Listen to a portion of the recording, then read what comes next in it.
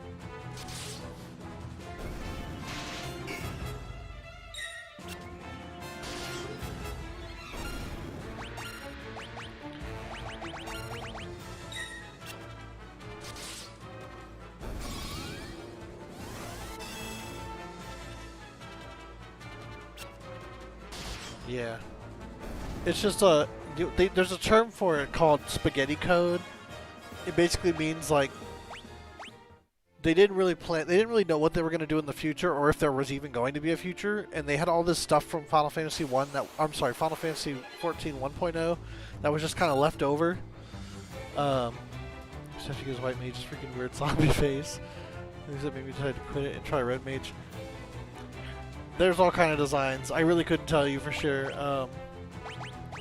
Yeah, there definitely been some weird White Mage weapons, to be sure. I couldn't really tell you why though. I mean, just they wanted to have all different kinds of designs, especially after Glamour came out, because then it's like if you really want to make this kind of character and have that kind of weapon, then go for it. And I think that's a good thing, but yeah, if you don't like it, you don't have to use it, or if you do like it, you can use it all the time. This is one of those things.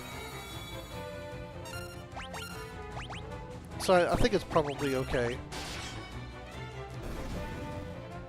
Go for it. Video game Inception.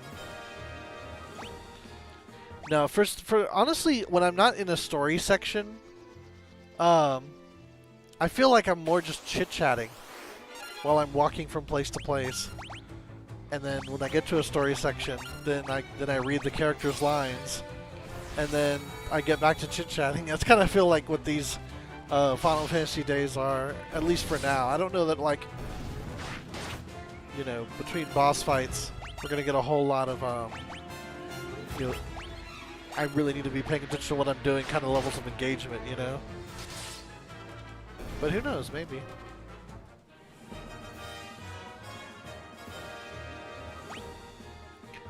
Yeah, the only piece of, what do you call it? The only piece of mithril I need now is, the helmets. Because everything else I think I got, like, those silver cuirasses are actually going to be better for them than armor. Because, like, armor has a big magic penalty, and cuirasses are almost as good. And in fact, in many cases, just as good. So it's like, and they have better evasion, so there's really no reason to go with armor. Ever. Which is kind of funny to think about. I wonder if that was their intent, or if they messed up somewhere. Because even in this version, it's the same thing.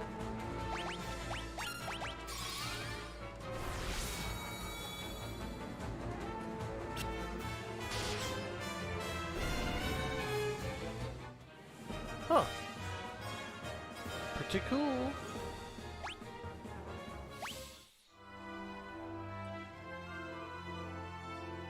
Alright, we made it back to Solomon. I couldn't remember the name of this town. Take the mithril to Altair and give it to the princess as soon as you can. Yeah, that was a long time ago, buddy. Thanks. I didn't stop in town, but I'm gonna see if there's other spells here. Yeah, nope. We're good. Not that I could afford anything anyway.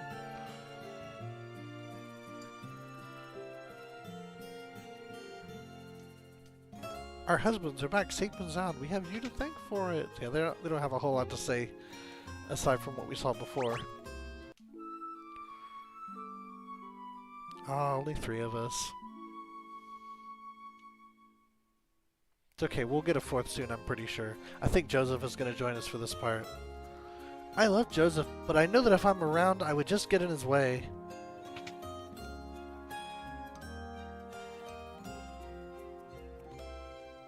Looks like you managed to save my daughter. Thank you. Cool. That cowardly Morgan has been threatening Nellie to get to me. Forgive me. If there's anything I can do to help, all you gotta do is ask. Got a spell. The only way to reach the snow cavern is on my snowcraft. I keep the snowcraft hidden in the mine. There's a blue stone on the first floor that marks the spot. Look behind the stone and to the right. The secret room's there, and the snowcraft is inside. I'm sorry I couldn't help you find the mithril, so I want to make it up to you by pitching in now. What are we waiting for? Let's go. Joseph joined the party. Yep. He's a monk. Which is funny because monk is not much of a viable build in the original version. Now, I don't know what kind of changes they might have made to this version, or you know, to kind of make him better. But basically, like all my buddies are gonna do from now on are attack. Like the only magic one is Minwu, which is kind of a shame. I think it would have been better if there were more variety, but it is what it is. Man, he's not even that strong. Come on, man.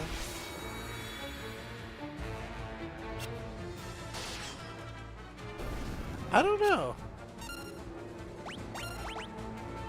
I'm seeing them okay, I think. Maybe. I think I'm seeing them.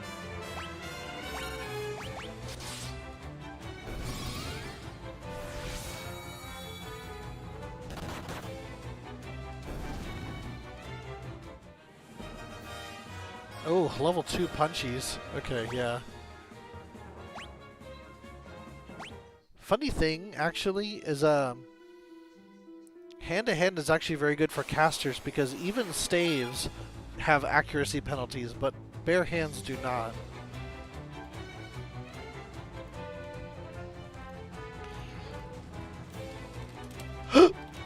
Excuse me.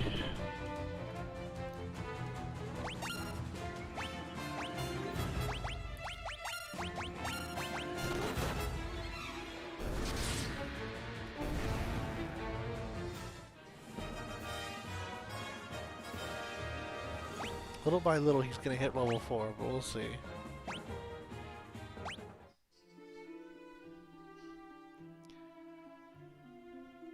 Oh yeah, we have to take the river. I forgot about that. Ooh. Ooh, do I want to fight all these guys? Not really.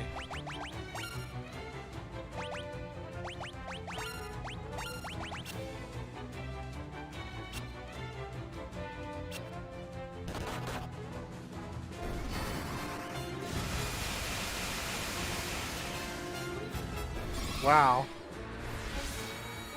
That did very little damage. I guess split among 8, it's gonna do like almost no damage.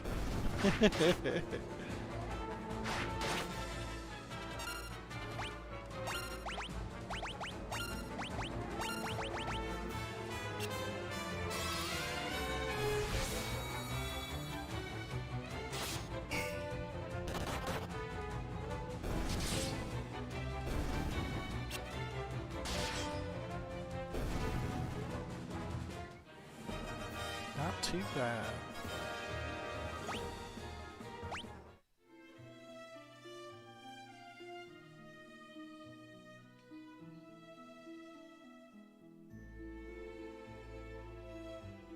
I wonder if Canoe has no random encounters, unlike Final Fantasy 1.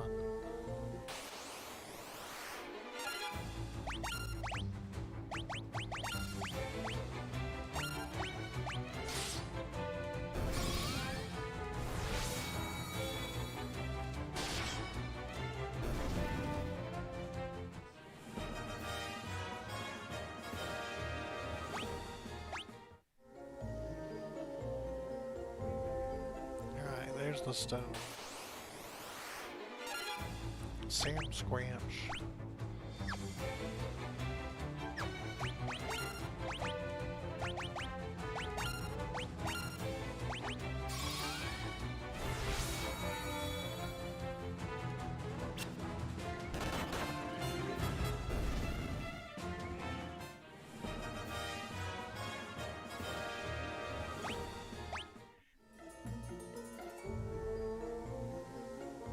What do I do? Oh. Here we go.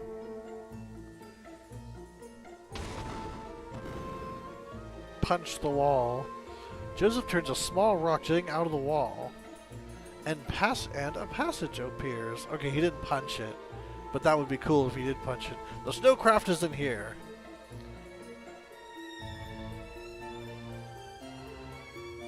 In this treasure box. You retrieve the snowcraft from the chest. Alright, now we can go to the ice cavern, I guess? For the goddess spell. Here we go.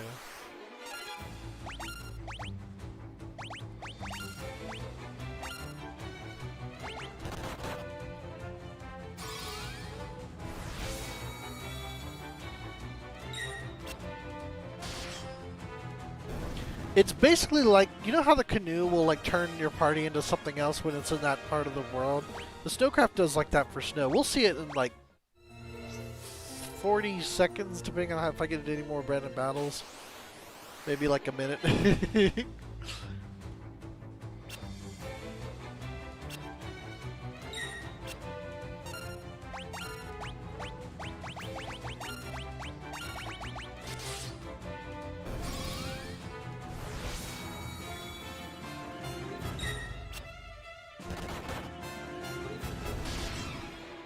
And Joseph is not pulling his weight. Hopefully he'll get stronger before we fight something serious.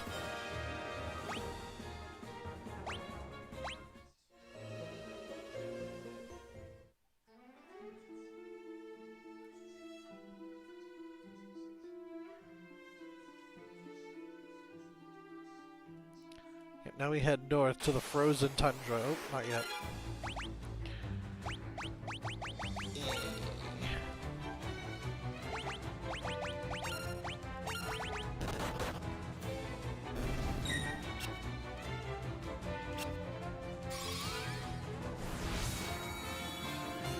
I'm not sure what the snowcraft is supposed to be. I imagine it's something like one of those wind sails.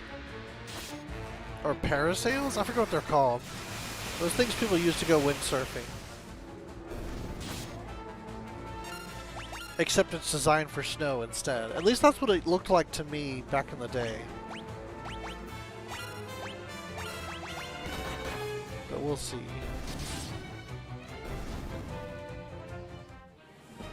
Hey, hands. Very nice.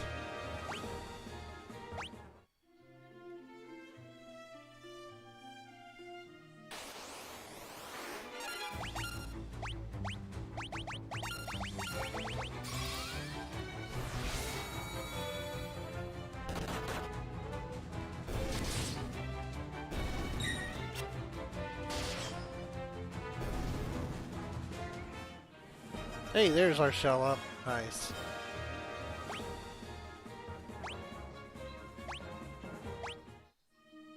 Alright, here we go.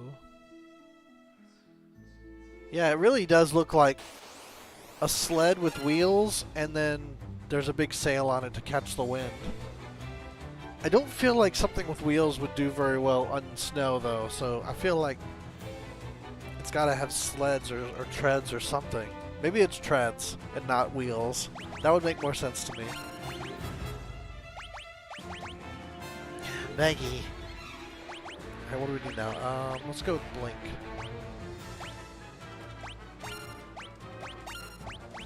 This is 2.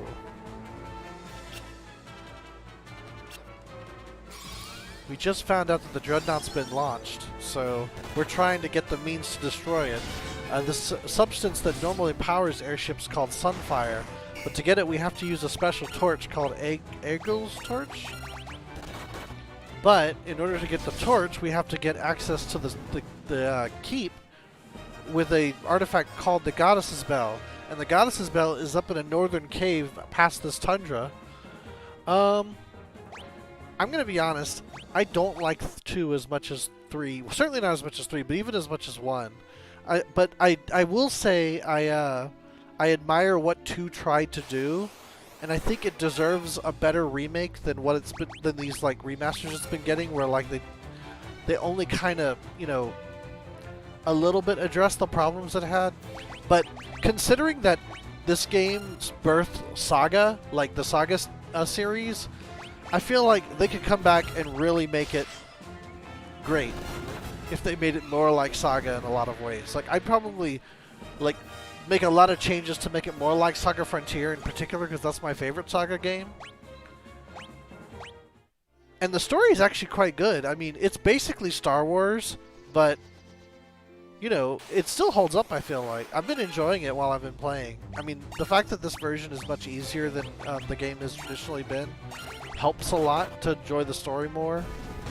Because normally you're kind of like bogged down by just how difficult the game is. It's hard to enjoy it, but this way, I'm just cruising through, so it's nice. But yeah, I mean, of all the mainline games, I'd probably put it at the end. But That's not to say it's not worth playing. I do think they are worth playing. Or it is worth playing, I should say.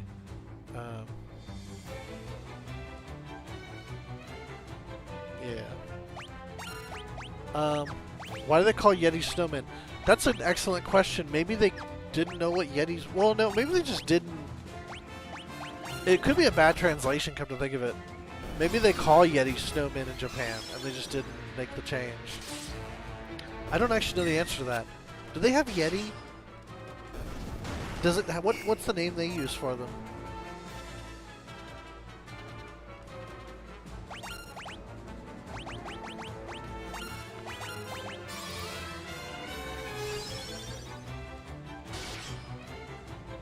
What's that? Kibaron. Kibagon. Kibahon? Oh, Hibahon. Hibagon. Okay. Does that translate to snowman or anything like that? Sure. I just wonder if that's what this monster...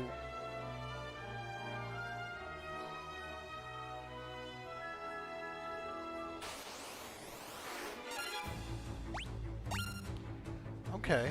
It does sound pretty Sasquatch-like. Was that?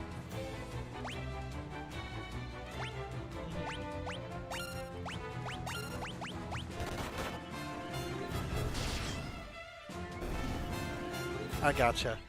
They just don't really have an equivalent monster without like actually straight up going Yeti, but for whatever reason they didn't. Oh, that's true. Not even Mount Fuji? Or like the mountains up in Hokkaido? Huh. Interesting. I thought Mount Fuji would be high enough. Guess not. Was that? Oof, my arm gets sore. Oh man. Y'all saw that direct. I couldn't believe it. I could not believe it. But, you know what? Cool. Go for it. And welcome back.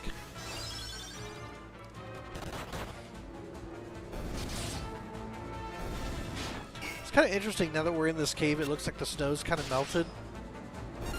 It definitely betrays the concept of like this idea that there's just a ton of tundra. Oh, she's paralyzed. Okay. He's got no magic? What was I thinking?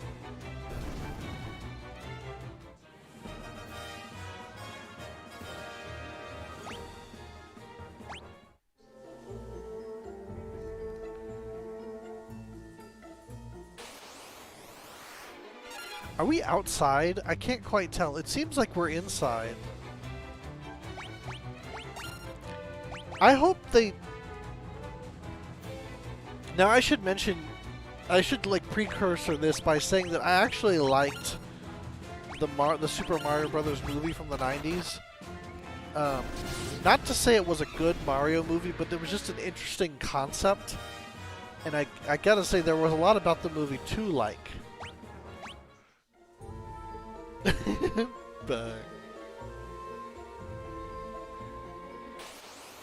But yeah, I'm almost wishing they don't get too like, because honestly, what's the story to Mario? Like, what can you really explore there? There's really nothing there, in my opinion. You know, so I hope they do something without worrying too much about being like faithful to whatever Mario is. And I feel like if they do that, like if they take the Detective Pikachu route and like just kind of go off and do their own thing, or even Sonic the Hedgehog, which I feel like went off and did its own thing. No, it's animated. It's an animated film. I feel like they'd be better off than if they tried to be like really, you know, really follow the source material. Because like all I can think of is like the old cartoons from the 90s, like the Mario Brothers, Mario 3, and Super Mario World cartoons. And those were fun in their own way, but I'm not gonna be like, oh, this is as good as Detective Pikachu or Sonic the Hedgehog, you know? Yeah, I'm sure it'll be fine. But I guess I'm just kind of voicing my wishes. They are making a Mario movie. It's gonna come out next December 22nd of next year. So we got a ways to go until it happens. But they recently did a direct, Nintendo did, where they announced the voice cast, and it's very star-studded. So people have been talking about that this last week, including Chris Pratt, who is playing Mario. It's very curious to see what's going to end up being. I'm gonna be honest. I'm kind of excited about Jack Black as Bowser. I think that's very funny. But we'll see. We'll see how it goes.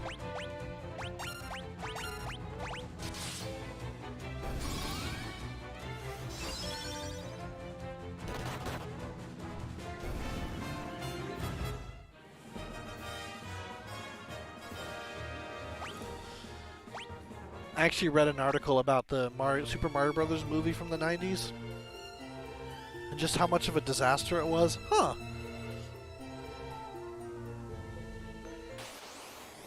Maybe. He would have grown up in that era. I feel like he's a little bit older than us, but still about close enough to our age range that he would remember that performance. Hi, Skitters. Even Charles... What's his name? Charles Martinet? The voice, the Mario, well, all the characters' voices, who is also going to be in the movie. Charles Martinet? Something like that? I shouldn't try to say names I can't look up, but yeah, he was apparently influenced by the Luigi actor in his performance of Luigi from the Super Show. Charles Martinet, that was it. Okay, thank you. Or Charles Martinet. Not real sure if it's the French pronunciation or not. Either way, yeah, he said he was influenced by, like, not Captain Lou, but the guy who played Luigi for his Luigi depiction. So that's fun. Fun bit of trivia about that. Although he's not as memey as the Luigi they got later for Mario Brothers 3 and World, which all the YouTube poops were made from.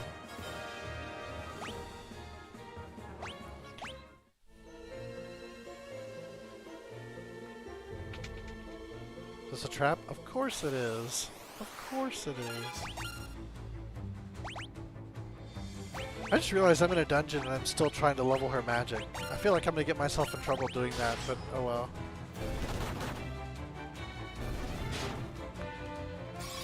Mario's had a couple of different actors. It's funny. He wasn't voiced at all for a lot of that era. I think until N60. Well, actually, it was before that. The first time he was officially cast by Nintendo, like for an actor, which is actually where Charles Martinet gets the job, is they were going to some trade show, and I don't know which one it was, and they wanted to have like a live like Mario to like interact with the crowd, and so he needed a voice. And they brought him in, and he did this. He said he did a combination of like he basically did an Italian Mickey Mouse, and they loved it. And he was apparently so good at that show, like interacting with the crowd and like making people happy, that they just said, "You're Mario in Super Mario 64," and basically he's been Mario since. So that voice has been Mario's voice for a very, very long time, and he's also going to be in the movie in some undisclosed role. So maybe some kind of cameo. I hope he plays like Jumpman, like Mario's dad or something. I think that'd be really cool. But we'll see. Yeah, but the other actors who played him, who Matt mentioned, let me find his name again. Captain Lou Albano, he was a wrestler who I guess they figure looked enough like Mario that they actually put him in the overalls and everything, and they would do these like live action sketches from the Super Mario Brothers Super Show. And yeah, they would just do this little thing. Like they had their apartment in Brooklyn and they'd like have guest stars on sometimes. It was just these silly little sketches. You know, nothing serious. Like they'd have to like fix a leaky pipe or like one of them, like they'd be waiting on a pizza that was late, or one of them would be getting ready for a date, or something like that. Just some little sketch before the cartoon portion, which is what, like, you know, was coming after. So, and he also voiced Mario during those portions. Yeah, do the Mario. That's it, exactly. Huh, I did not know that. That's news to me. But yes, that's the do the Mario dancer, was Captain Lou Albano. Swing your arms from side to side. Yeah, that was him.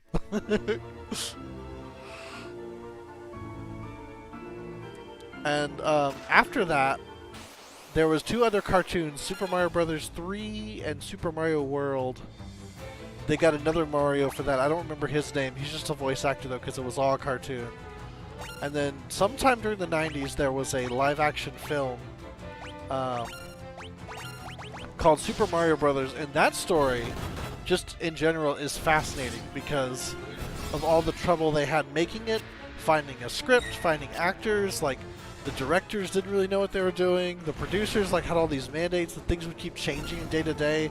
And, like, there's this particular story about Dennis Hopper, who played King Koopa in that movie, like, going on a, like, 4+ hour long rant against the directors because, like, they had to shoot a scene and then they handed him a script where his entire dialogue was different.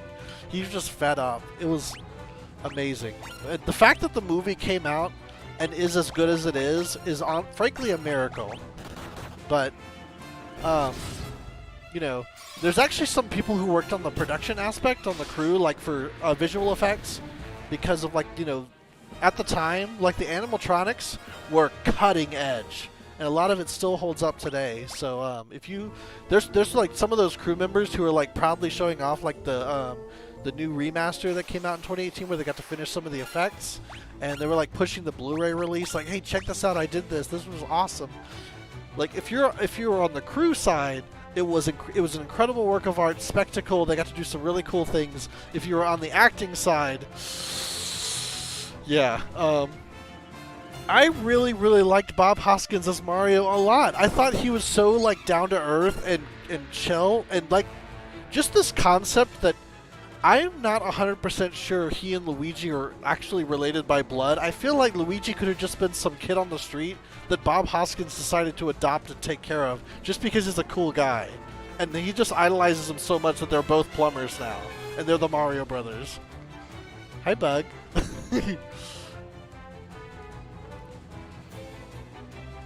So I love that. I love that dynamic. I love the characters. I thought it was great what they ended up, you know, what they pulled off, essentially. But yeah, unfortunately later, Bob Hoskins is was very vocally like, I hate that I did that movie. I wish I didn't do that movie. I feel like it ruined my career. It was such a waste. And that makes me sad because I really liked him in that movie. And he was also in Son of the Mask, and that movie was really bad. It was like, he's not talking about how he regrets doing that movie. He talks about how much he doesn't like Super Mario Brothers, but yeah, what are you gonna do? Although I kind of understand his argument too, because, like, apparently he didn't know. Alright, this is where I came from, I think. He actually didn't know he was playing a video game character at first. He just saw the script, or a script, that he liked, and didn't really know who the character was.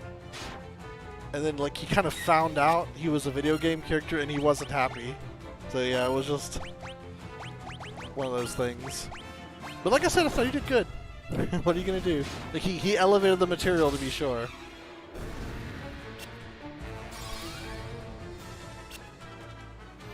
But yeah, after that, you know, it's always been Charles Martinet. He's been playing Mario in, like, Smash Brothers and, you know, every Mario Party, every Mario sports game. You know, there really hasn't been any animation or anything since then, honestly. So it's just been kind of like, oh yeah, Matt brought up Hotel Mario. That was its own thing. There was a deal way back in the 4th generation where Nintendo didn't quite know how to get into, like, the CD-ROM aspect, so they had partnered with a company, Philips. and they had their own disc-based console called the Philips CDI. And so the deal was, Nintendo would be allowed to use their technology, and Philips would be allowed to use their characters for a few games. And so they made quite possibly the worst Mario and Zelda games ever to be released. And the Mario game was called Hotel Mario. I didn't hate it, honestly. I played it very briefly at a demo at a department store that had a CDI set up. And I thought it was a cool concept. Like, it's a puzzle, you've got to close all the doors, you know. And it had these funny cutscenes. I don't know who voiced them. I don't know if they got like union actors or anything. They just kind of were there. But that was a lot of fun. And there's all kinds of like reanimation projects that, you know, it was a fun little piece of history, I guess, just from a, you know, curiosity standpoint, I feel like. But I feel like they're going to take this movie pretty seriously, which almost worries me. Although I would say they took the Super Mario Brothers movie also seriously. They wanted it, the directors wanted it to be like something for adults, not like, you know, some kids thing. You know, I think the climate is right for a movie like that, because all the like multiverse things happening in everywhere. I don't know, people might be sick of it though by the time that movie comes out. Because, I mean, you got Spider-Man doing it, and then, of course, it's really just Marvel, come to think of it. They're just doing it a lot. Although, wait, aren't they actually doing Crisis on Infinite Earths, though? Isn't that, like, actually a thing they're doing over at DC? I haven't really been following it. Or no, Flashpoint. Flashpoint's what they're doing. Which I think is, what, time travel, or is that also dimension travel? Or is it time travel via dimension travel?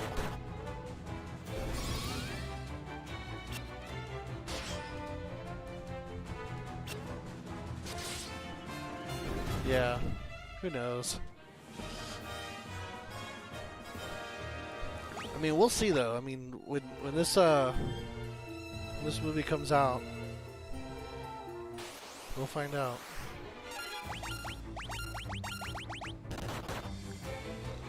I'm gonna save her MP a little bit. She's probably gonna need to be healing. No, it's true. It really isn't.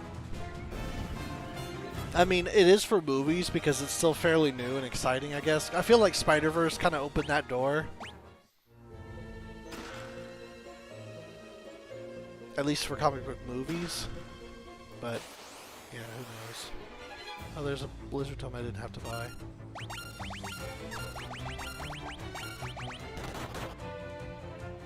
He's starting to hit harder now.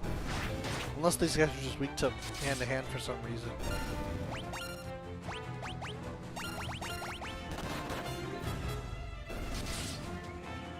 It was exceptionally good, I agree.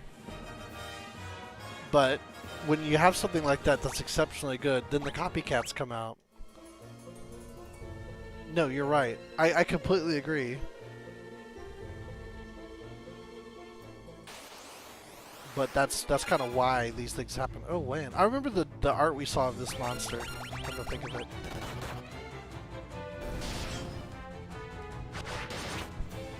See, this feels more like a dungeon because the fights are a little bit harder and it's going on for longer, and so I'm having to like worry about my resources more.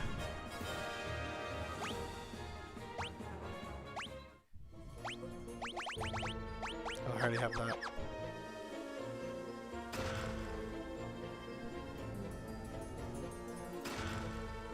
A spear. Made of mithril.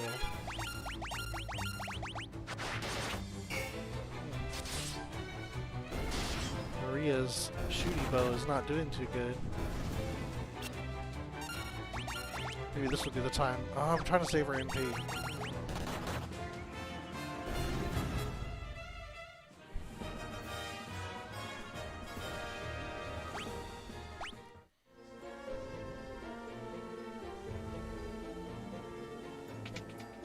Here's a trap room. Yep. Okay, we're good. Crypto strike.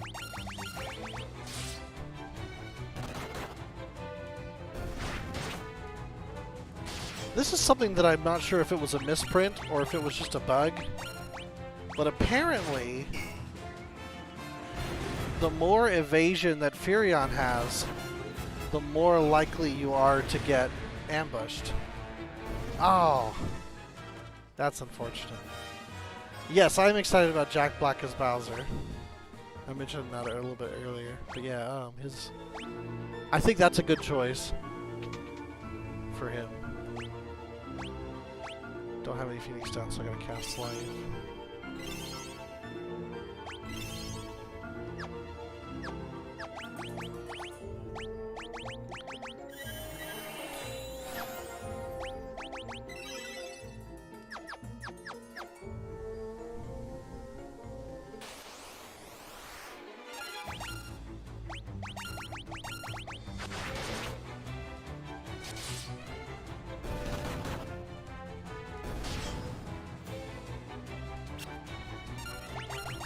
Evasion is king.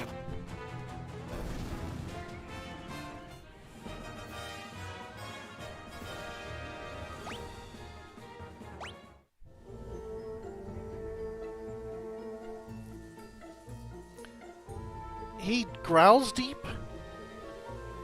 And yes, I want to say Long John Baldry, but it's not him.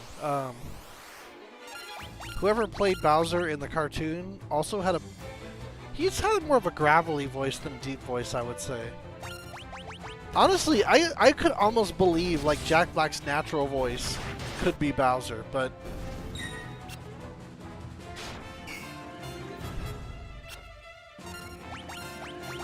we'll see, you know.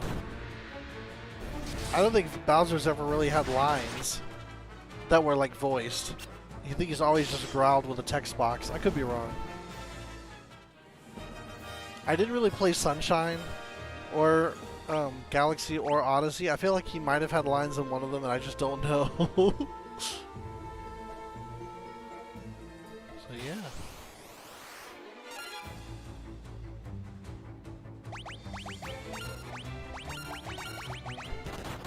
Now as for Jack Black, I keep thinking of like when they did the song Tribute and he was playing like the demon. And it's like, is that going to be Bowser? Like, that's kind of nasally Jack Black voice. Play the best song in the world, or I'll eat your soul. Oh, it's the Beavers. This is the precursor to Moogles. Schnook cheat. Also, the Beavers in Final Fantasy XIV are a reference to this scene right here. Yep. Giant beaver.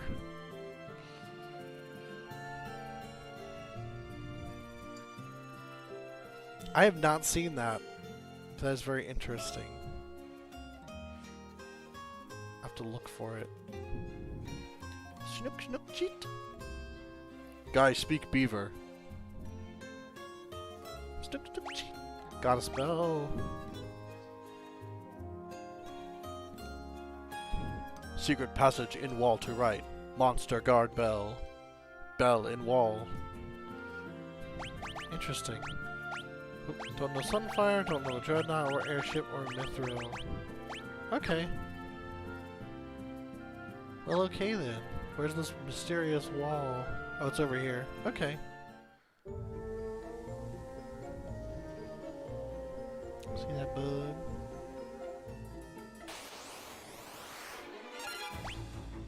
But that does tell me we will have a boss here. Interesting. Now I'll go look for it after the stream. Oh, they're running from me. That's interesting.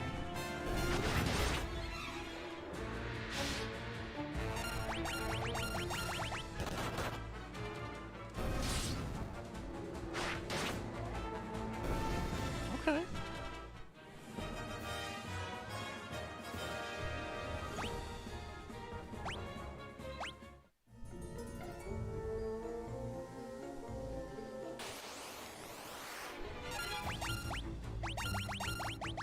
So we actually are going to get a boss fight that's not just someone from the Empire. Interesting. There's not many fights like this in this game, so we gotta kind of try to enjoy it while we can. Please don't die. Okay, good.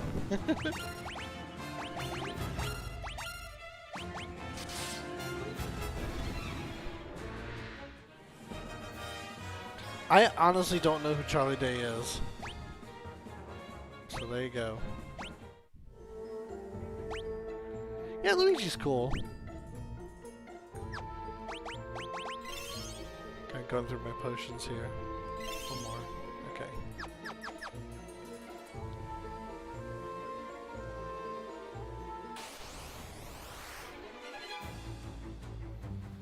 This could go very badly.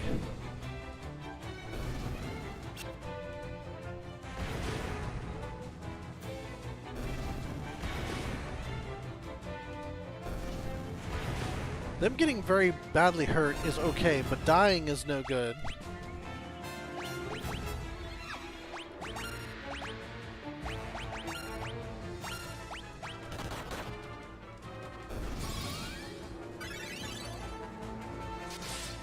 Seems like Cure 3 and Cure 2 aren't that much different from each other. I don't like it. At least it was Joseph and not someone who could have been a lot worse. But still not good.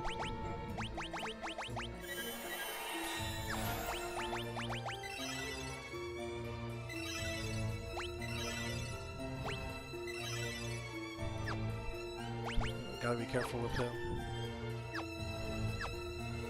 Okay. Cool. Yeah, I'm sure he'll be fine. I'm sure they did a fine job casting.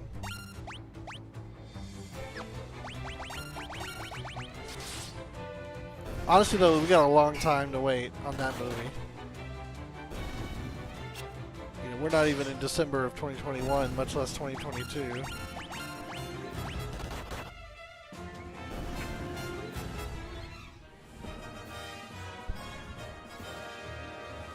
I even think, and I could be wrong about this, but I feel like even the fact that the movie was coming out, I feel like was still just a rumor. So they could have even just said, hey, we're making this Mario movie, and that would have been news. But then they have to show off the cast, and it's like, or some of the cast. It's just like, whoa. They did not want to. They did not want to let that go. Ah. Terrible. Thankfully, Furion's got a lot of MP, but man, this is no good.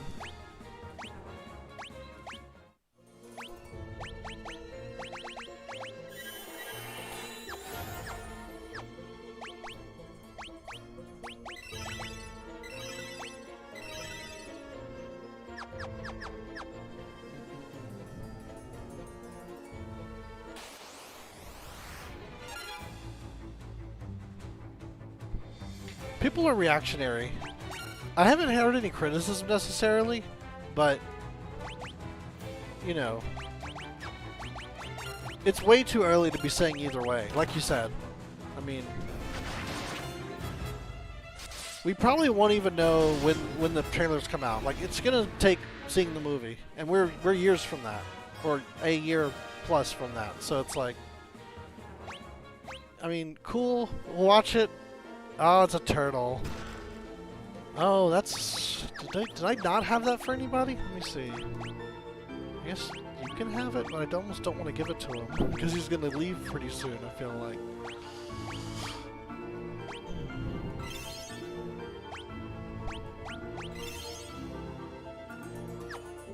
Okay, here we go. That's an Adamantoise guarding the bell. Stay on your toes. Versus Adamantoise.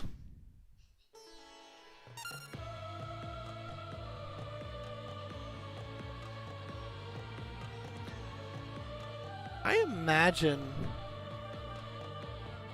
Oh, that's a shame.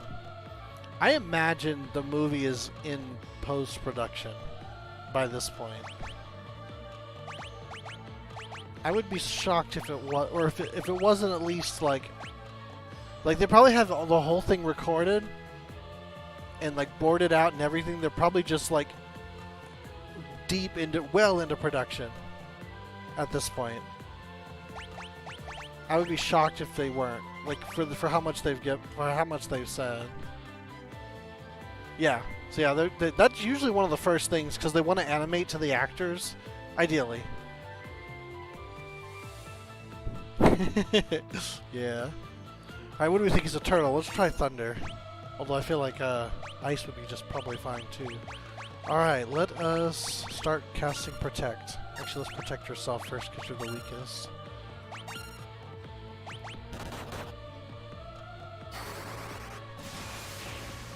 Nope, not that. Okay.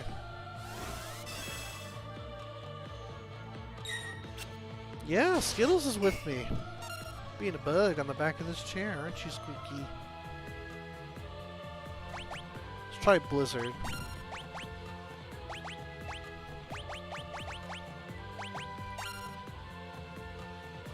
Oh, thank you. Cats, man.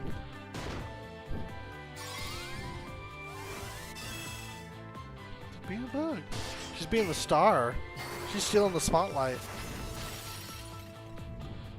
Okay, yeah, Blizzard's much better. Huh? Mm-hmm. Okay, who's next? That would be Furion.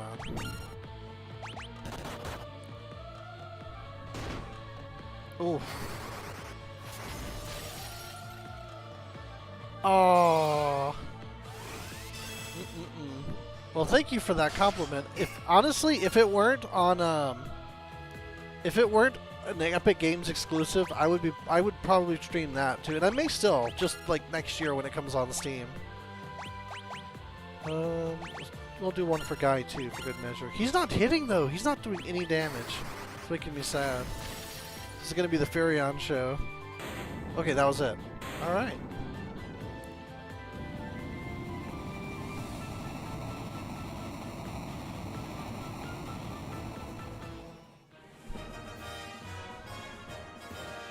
We don't have time to wait around, even in boss fights. Oh, nice. That was a nice MP bump there. Same for Maria, very nice. Okay. Guy got a nice HP bump. No strength, though, interesting enough. That's true. She would definitely let us know if there was a hole in her bowl. Alright, now we can get the bell. There's... There's something set in the wall. It's the goddess bell! Ding, ding, ding, ding, ding. You obtained the goddess's bell.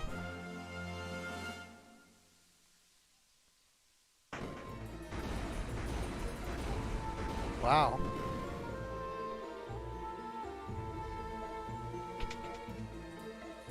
Oh, that's that door. Alright, well we're outie.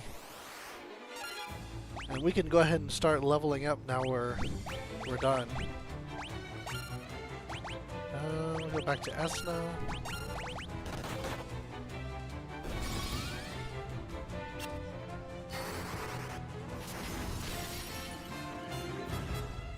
Okay, not Blizzard.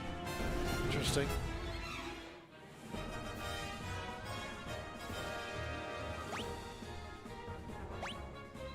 Huh, agility went up from casting.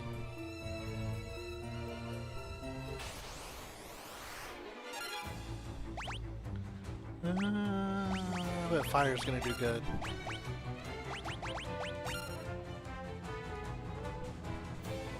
Mario and Luigi. Actually, one of my early cats was named Yoshi, so I did a little bit of that.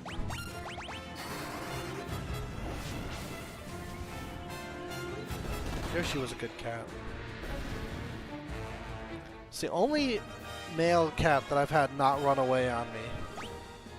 So I don't have the highest opinion of male. Uh-oh, it's Borgin. Better heal. I don't think I can. This will be interesting. Alright, let's see. What do you got? Curses! You've already gotten to the goddess's bell! First you run my standing with the Emperor, now this! The Emperor will never forgive me for messing this up! If I ever go back to the Empire, he'll have my head! But I'm still a soldier. If I'm going to die, you're coming with me! Versus Borgin.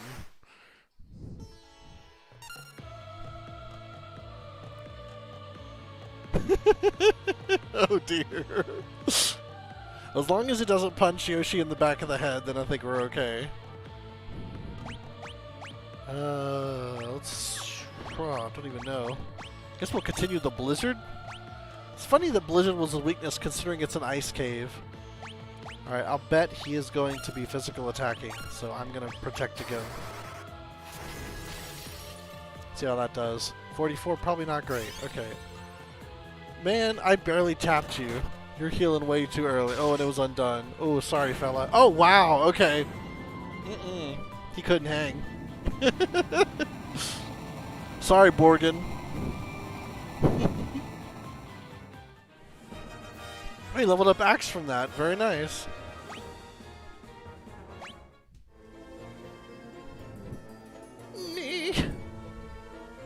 Well, go around him.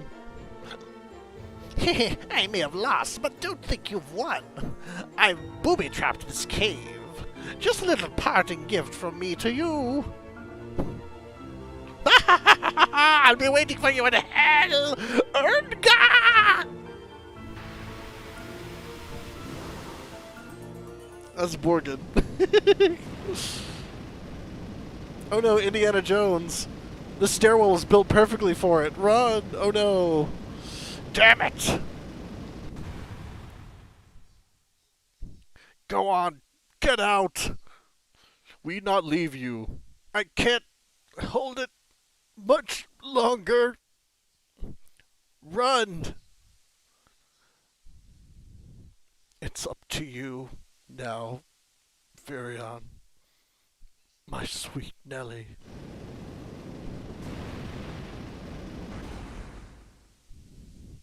Joseph!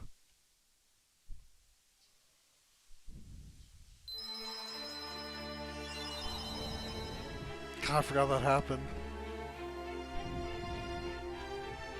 We lost another one.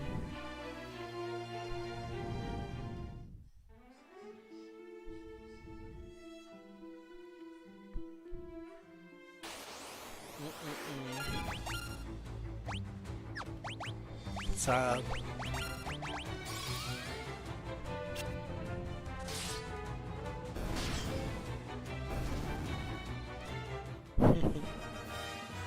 Hey, you could totally do it.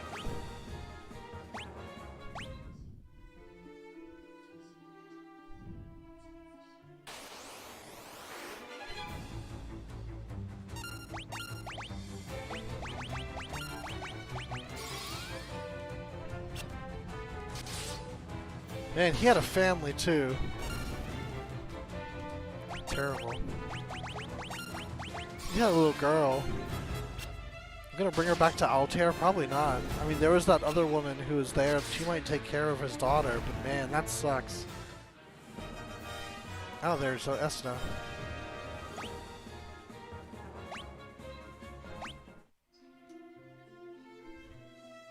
Man, these things hit me more now that I'm an adult. Because it's like, I understand, you know?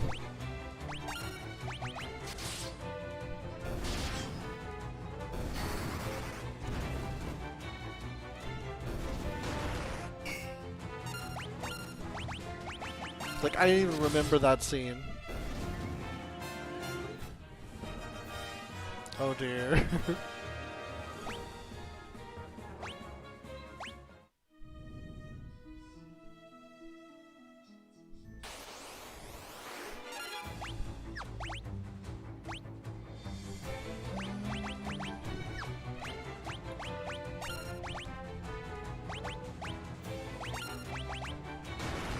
Yeah.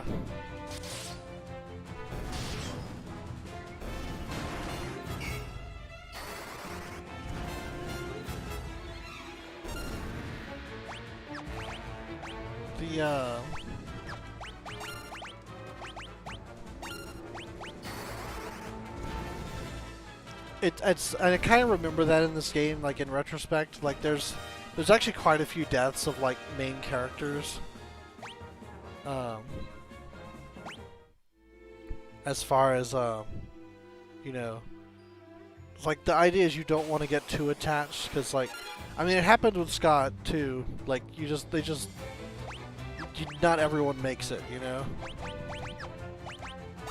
And that kind of was a first for Final Fantasy as well. Like, there really wasn't much death before. But, like, it's all over this game.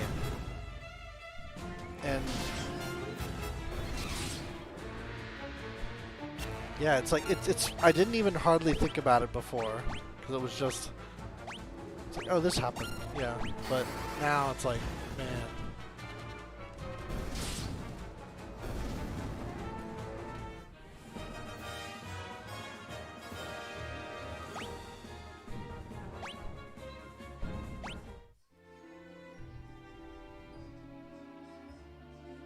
I kind of was with Guy, like, I didn't want to leave him, you know?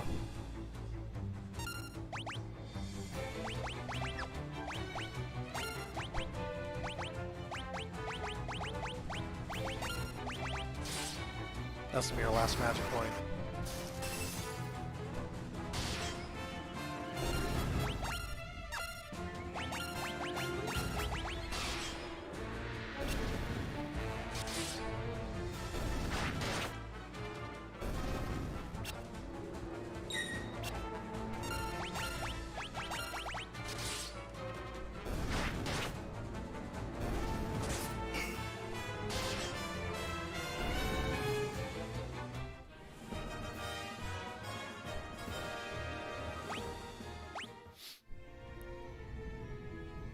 You know, it's another thing I worry about actually is, like, I'm gonna get to this town, and it's just not really gonna be addressed that much. Like, they might like be like, okay, well, now we can go here or that. So it's like, I don't know if it's. And granted, you know, it was the NES. They really didn't have the power to give it the kind of weight, you know, that they probably could have. I kind of feel the same way about Arya in Final Fantasy III, where it's just kind of like you meet her, and then she dies, and it really isn't given like the kind of weight it should be given. But it was still very early in gaming, so like you really had to do the best you could with the hardware limitations, and I feel like that's at play with these early stories too. But I do have I mean, given how faithful they were trying to be, at least in concept, to the content of the game, I don't know that they're going to add much to this, if there was really anything. Like, I'm going to be telling their family about what happened to them, and it's just going to be like one line of dialogue and then we're done. Poor Joseph. I'll look after Nellie in his place. Okay, yeah, that's what I figured. She would be willing to take care of his daughter. I know that would make him happy. I wonder if he even knew. That's the crazy thing. Like, the way her line was, it's like there wasn't even really, like, you know, was she just admiring him from afar? Like, do they even have a relationship of any kind? But yeah, Daddy isn't coming back, is he? No, I'm afraid not.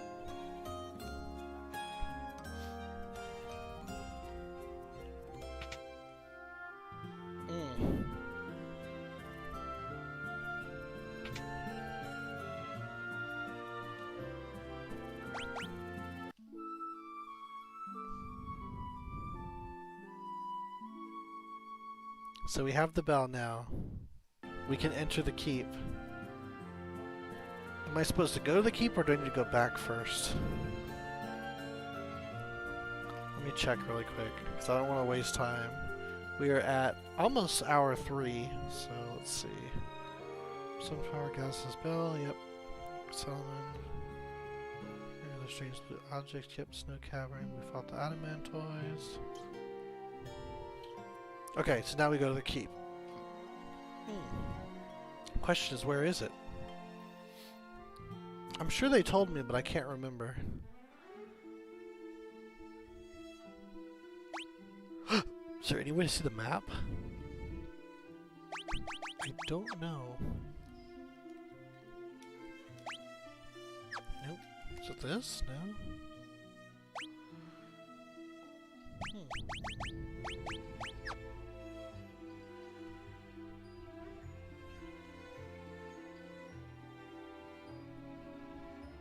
Maybe I'll see if Sid can fly us there.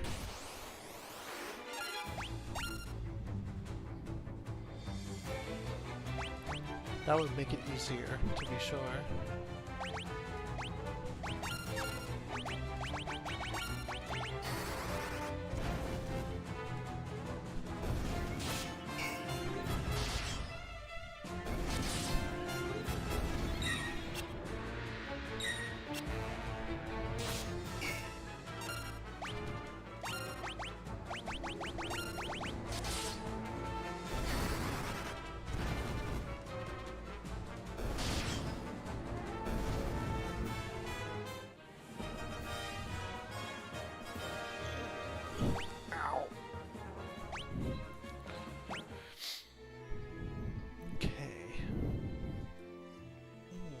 Hard to get comfortable sometimes when you get older. That's an unfortunate reality.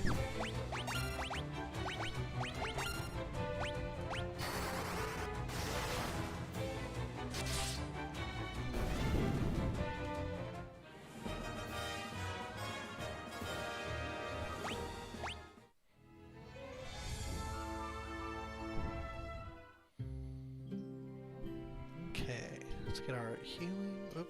What's up here?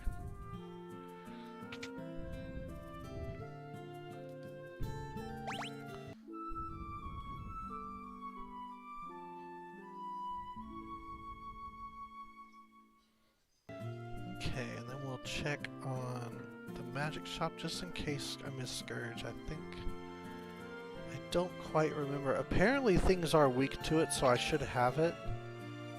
But I don't remember where it is. Not here. Okay. It's a very Healy-centric one.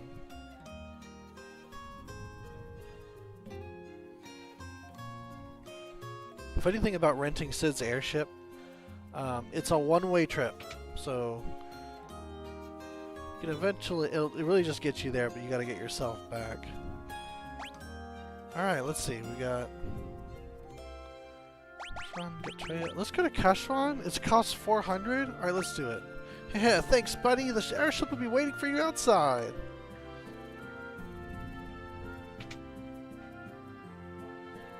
I don't know what it is about this game, but I don't save as often as I do in the other ones. Let me go ahead and save again real quick. Ah, that's why it's the triangle formation, so you have that airship location. Alright, here we go. And I'm not controlling this. It's just taking me to it.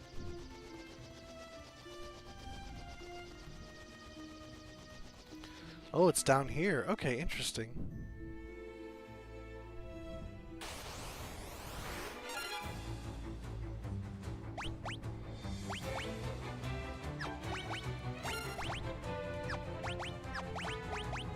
Steve Blizzard.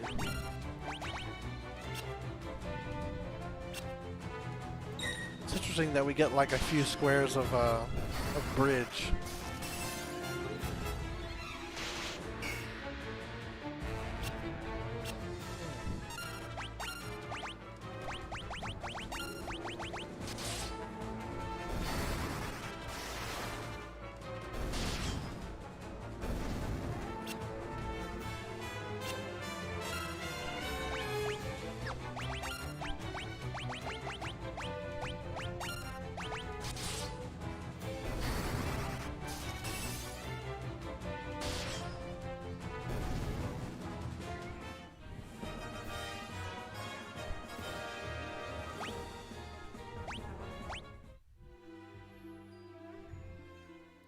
Right. Kashwan Keep, first floor. Oh, I remember this song. They went for this kind of mysterious variation.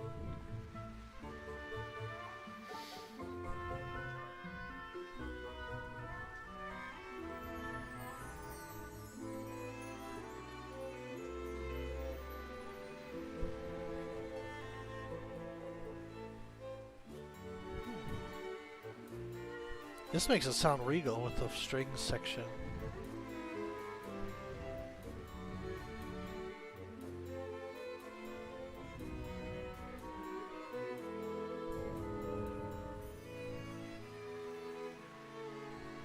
Got a little bridge section.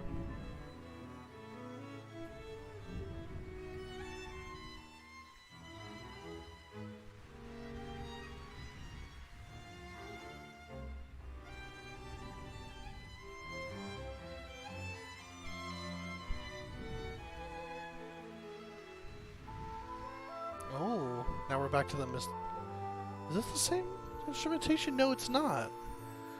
Oh, they're letting us go. And we're getting back to the Mysteria. Okay, there we go. Yeah.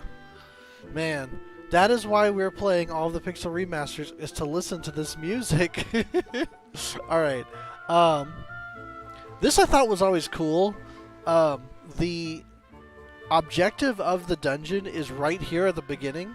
The sunfire blazes brightly, but you don't have the means to take it with you yet. You have to do the dungeon to get it. But here it is. This is the means to destroy the Dreadnaught, and it just gets to tease you before you go into the dungeon. I always thought that was neat. Oh, and the Empire's here too, apparently. Interesting.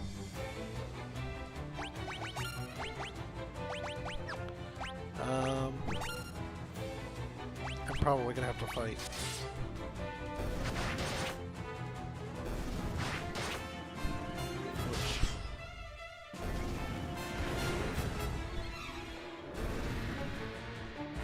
I wonder how they level up self-destruct. It seems like you only get one shot at it no matter what.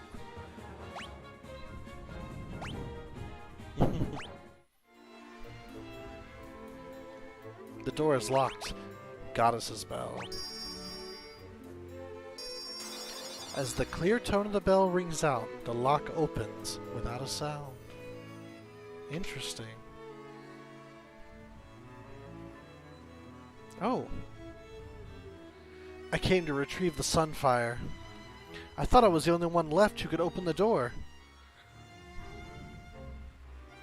I meant to look for Edgel's torch, but it's a monster den in here. I can't keep going on my own, and I can't return empty-handed. I don't know what to do next. You know your way around the keep, right? Do you think you could help us find our way through? I'm sorry. The keep is riddled with secrets. I wouldn't know my way around any better than you. But I do want to fight. Will you let me come with you?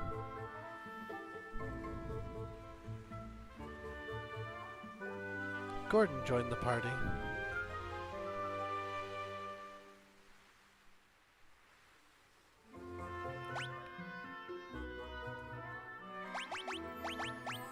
Alright, so Gordon is an interesting case because he's sort of like... Oh, they gave him a spear. Alright, in the original game, he was a sword wielder. I want to say. I could be wrong about that. And then he had some magic. It's like he was, to me, the red mage of the game. But now he has no magic. Interesting. So he's just a spear guy. Very interesting. I could just be misremembering, though, and I'm just going off of his looks. That he's, that he was a red mage. I always, like, relate him to, Altair and Finn, and those guys seem to be red mages, so I kind of figure he's one too, but come to think of it, he's from here.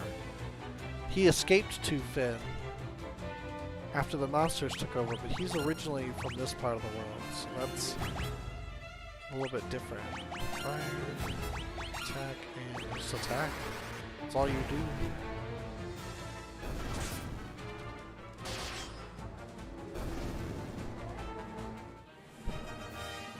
Alright, we got fire.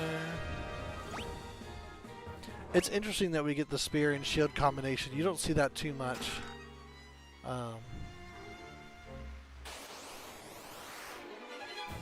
In Final Fantasy. Perfectly viable in real life.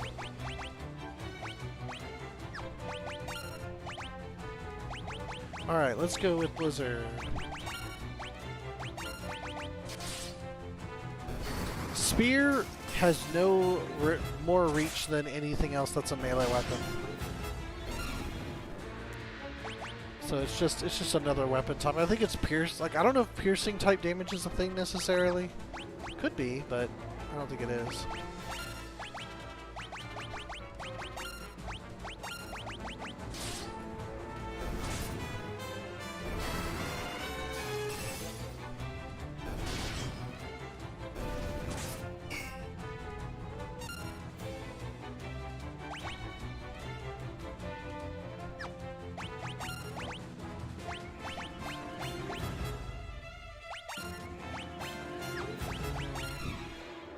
It'd have to be her. So I don't think anyone else can assume that. Keep assuming Min was in the party and he hasn't been for a while now.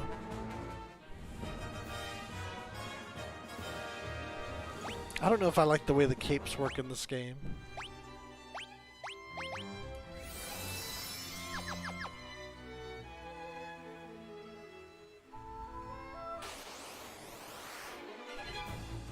So many.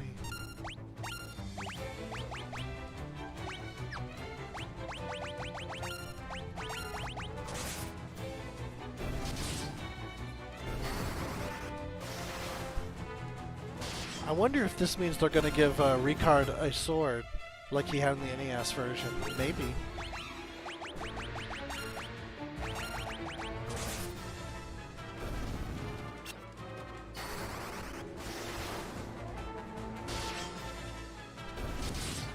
Alright, Goblin Princes.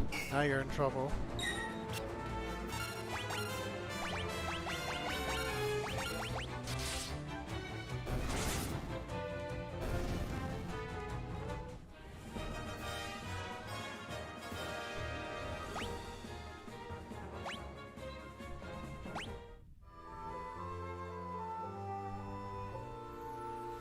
Oh, that's where I came from. Oopsie. Okay. Oh, a couple of different options here.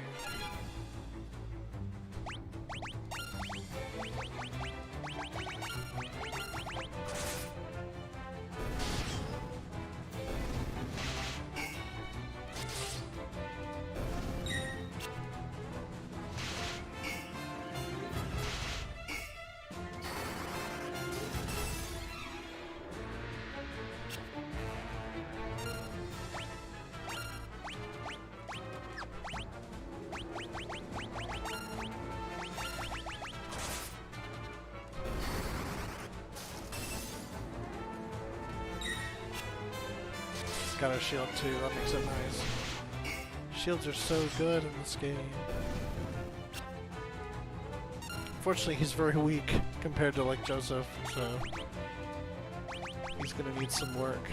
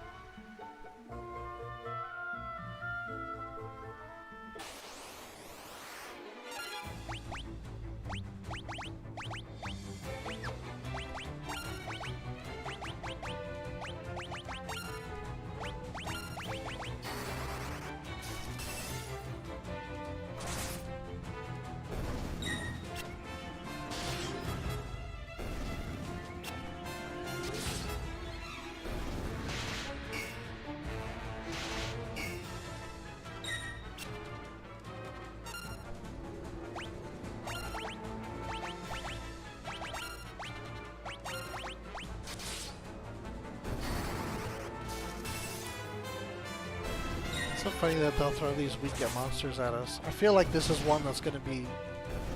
Well, I think there is a boss in this dungeon.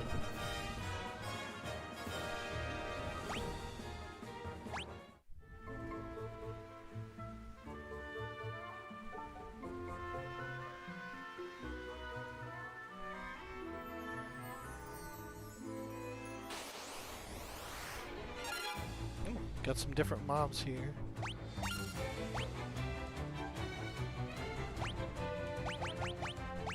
Oh no, Blizzard for the turtle for sure.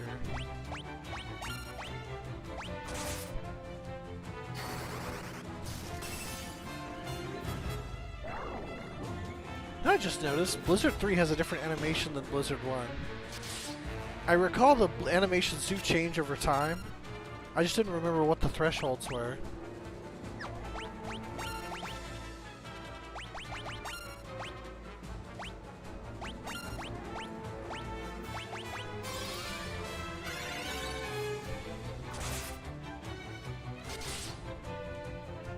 Man, they are very powerful. Okay.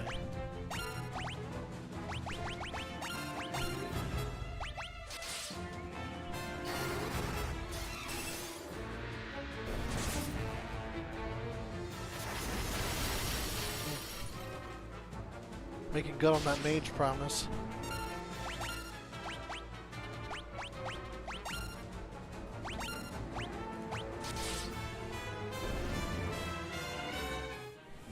Alright, Blizzard leveled up.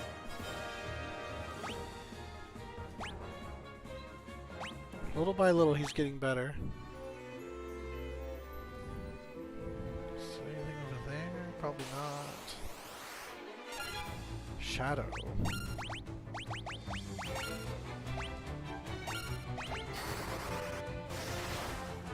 Ooh, very little damage. Yeah, it's sad, but for whatever reason, bow is actually pretty bad for your magical accuracy. Seems like it shouldn't be, but it is.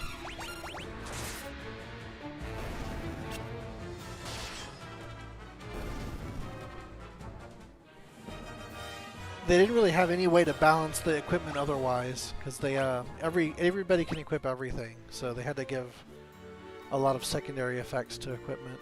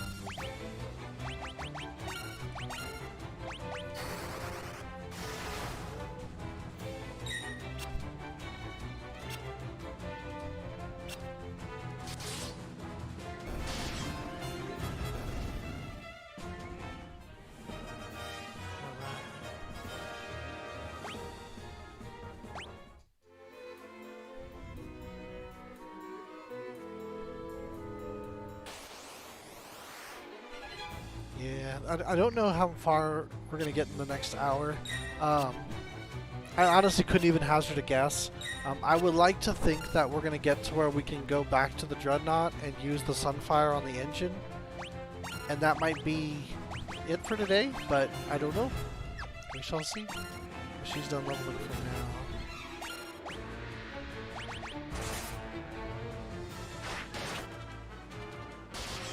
Oh, I didn't cure that blindness. I didn't even notice. He still got it.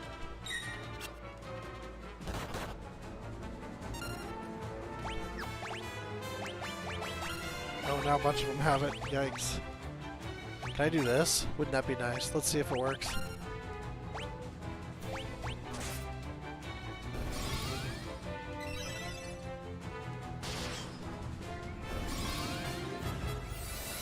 I will definitely say, unlike the first Final Fantasy,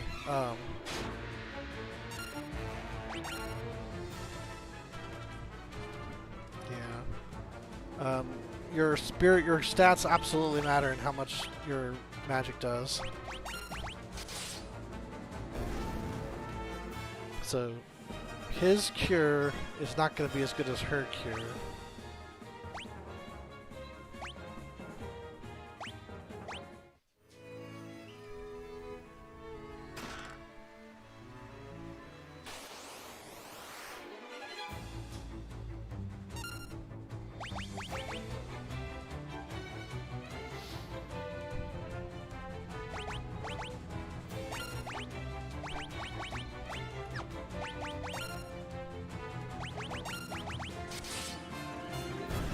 We fought were rats before.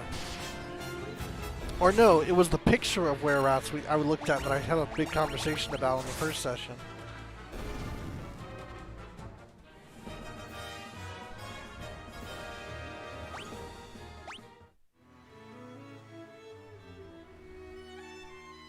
Alright, ooh. This place isn't particularly, like, difficult to navigate. It's just a lot of battles, it seems like.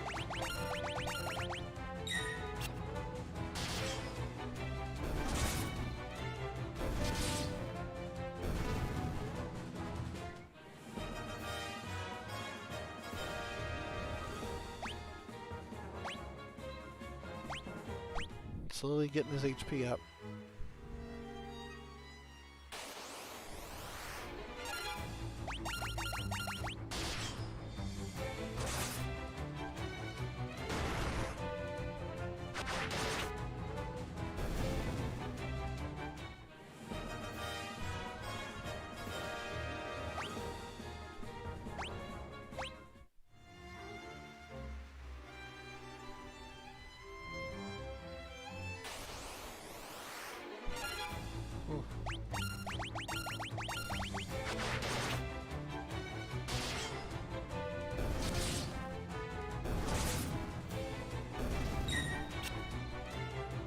Maria's not, her bow is not quite doing it, but otherwise pretty good.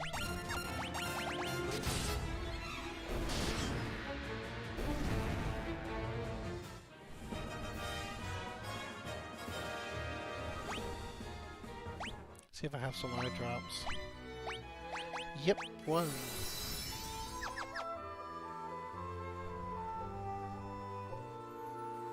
I like this part where it's still going kind of majestic, but then it just kind of leaves you behind, and then it gets back to the mysterious section.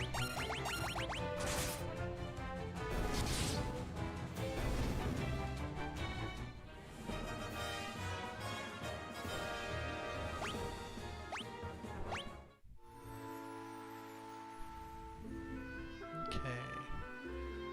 Which way do I want to go? The one with the treasure.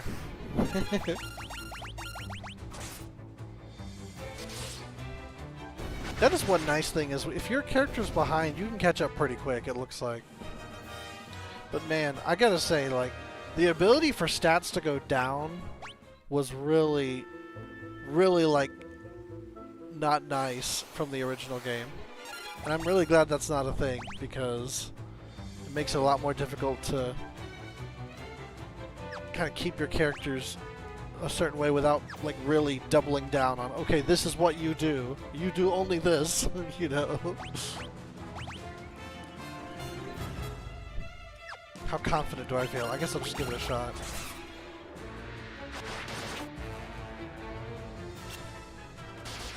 I don't even think he's blind. He just misses sometimes.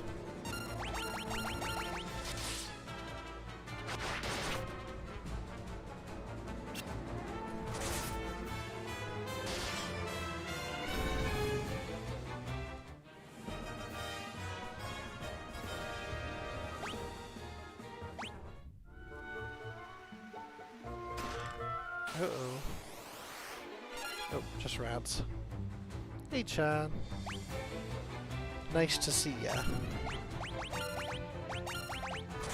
I am in the Kashwan Keep, which is where the Sunfire is located. The Sunfire is needed to bring down the Dreadnaught, which is currently terrorizing the world because it's been completed. And I have Gordon with me, who's from the royal family, to help me navigate the castle and get to the Egil's torch so that I can take the Sunfire. And that is where we are right now. Navigating this castle's long, winding corridors to make our way... Oh, golden shield. Is that good? Let's find out. Yes, it is. Very good. Okay. See if I have antidotes. I do.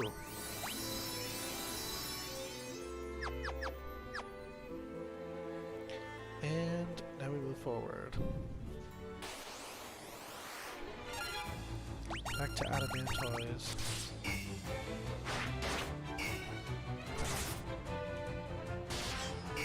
Oh. Gotta be casting on this fella.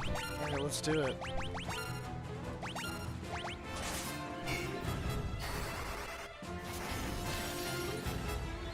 Take that. Nothing.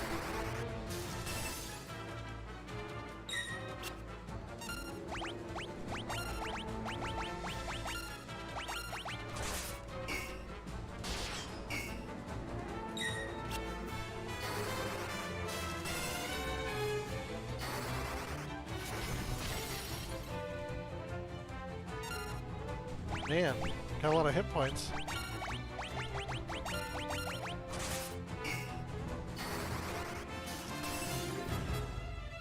There we go. Hey, Sword and Shield leveled up. Seems like if you fight something that are you're dealing 0 damage to, your level levels up more. Aww. Hey, this is recorded. You know, when you have some time, if you want to watch more, it's there for you. You know, don't lose sleep, because like it's late, so you know, make a wish, or I'm then off to bed. I think that's probably for the best at this point, because it's, you know, it's gonna be this. Like, I don't know if well, no, we got 15 minutes. There might be another bit of story, but it's gonna be recorded, so it's not like you won't be able to see it, you know?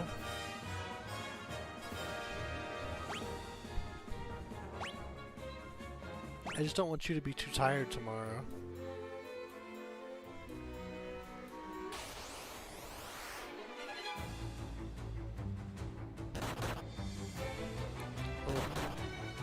Oh. Do not like these boys.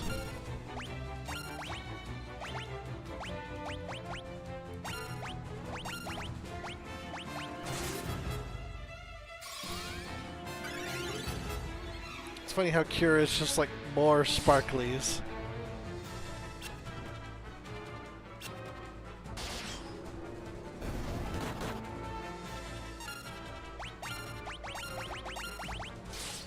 Oof.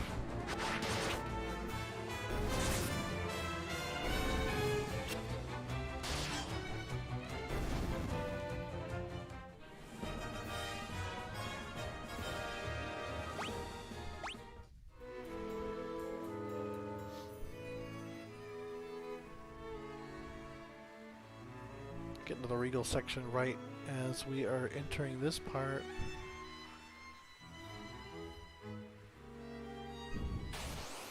It looks like a loop, but I'm not sure.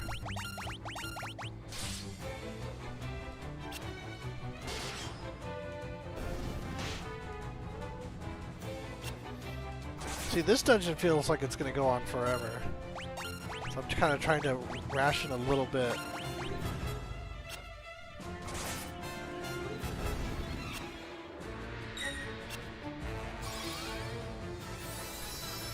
Essa looks so cool. I'm gonna be happy when we get to Final Fantasy IV, and like, honestly, it kind of fits this game too, where like you could use magic more with impunity than you can in the 1 and 3.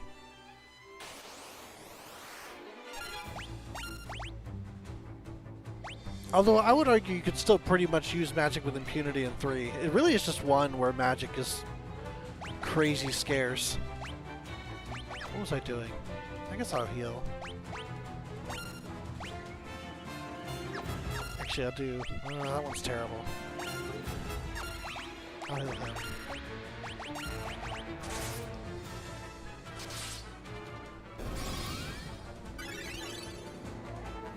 Man, her cures are getting big.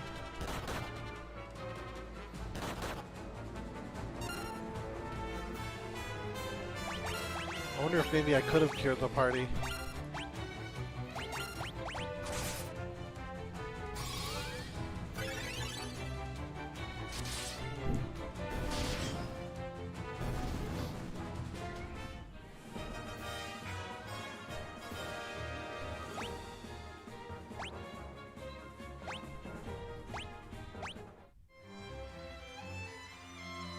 Probably nothing in here. Yep.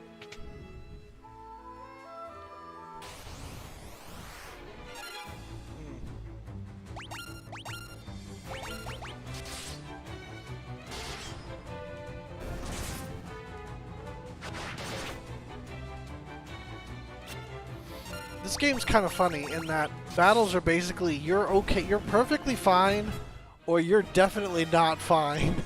That's sort of how these things go. Probably not the best way to do it, but what are you gonna do? Oh, these are doors. Okay, we'll check the doors.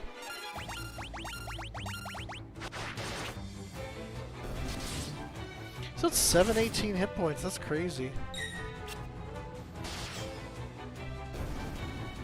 He's like never at that though.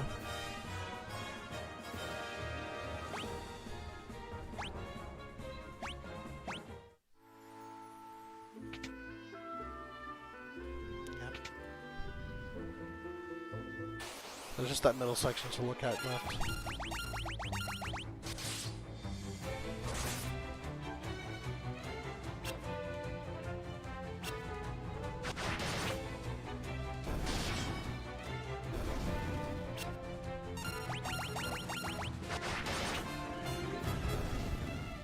It's so funny that they have the little, like, it's your turn tone, like it's an active time battle system. It's not. It's completely turn-based.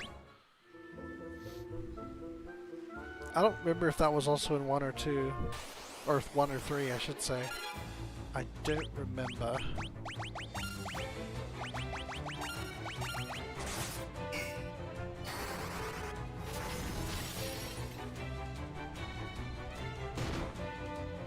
It's funny to me that, like, your weapon level didn't really affect your damage very much. It more affected how many times you hit, or got the chance to hit. But I don't know if that's still the case. It seems like they're hitting about the same number of times as before. Oh man, he's hitting really hard. Oh, he damaged him. Oh, Furion hit level 4. You know what that means. We gotta level the others up. That's what that means. Okay, potions. There are a couple down.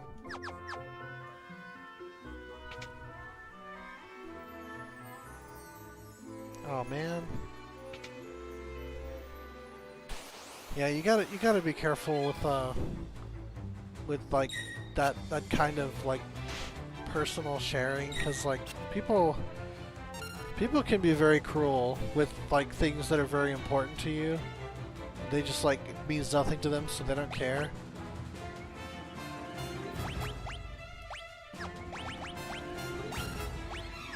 And it shouldn't be that way, but like, it is, unfortunately.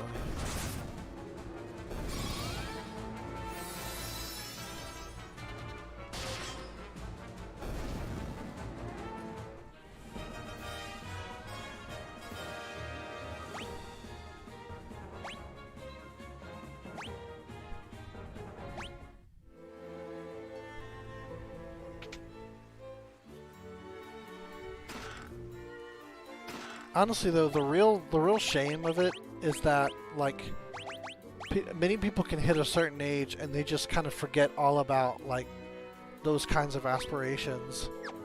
Or they'll, like, they'll just get, like, trodden over enough times, like, in life, and, oh, it's a staff, interesting.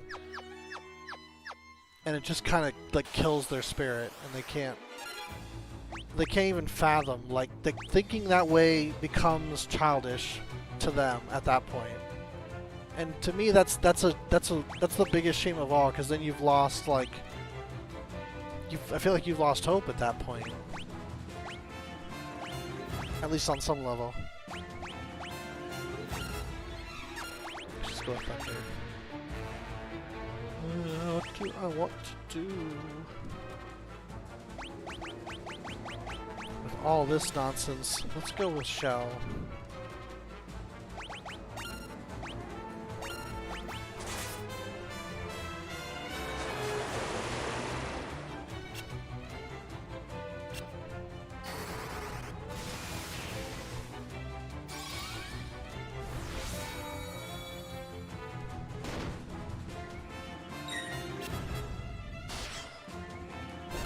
That is one way of looking at it.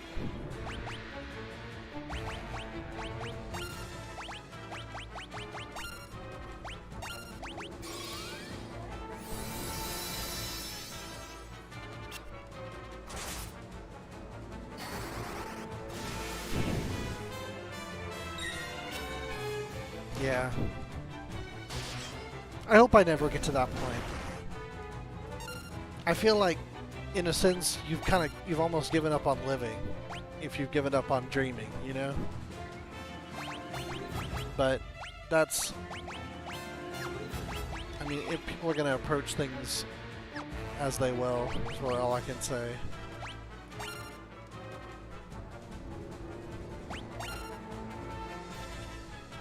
Oh no, I remember what I was gonna do.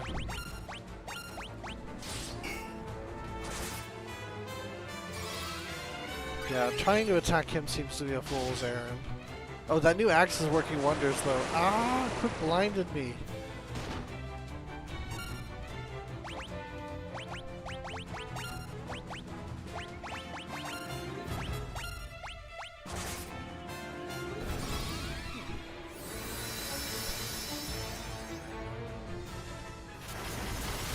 Ouch. Not too bad, okay. Cool. Oh, nice level ups there. Where are you then? Okay, now we're ready to go up. Okay. This is a weird floor.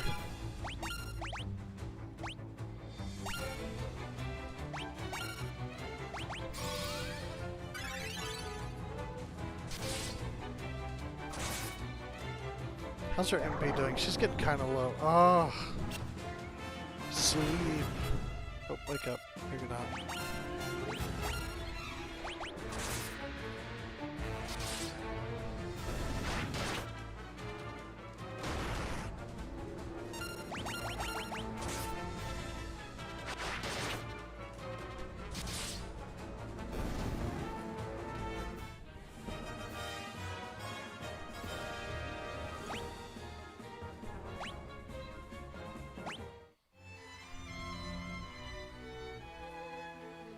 Oh man, I'm sorry to hear that.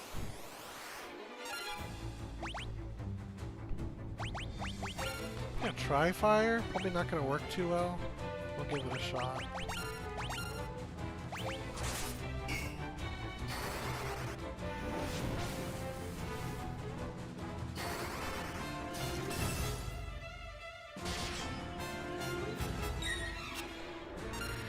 I still want to level up stuff that he doesn't have leveled up right now, instead of just the regular stuff.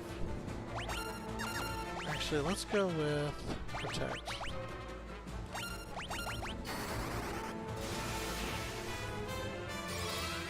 Because I feel like Guy's going to be able to handle it regardless.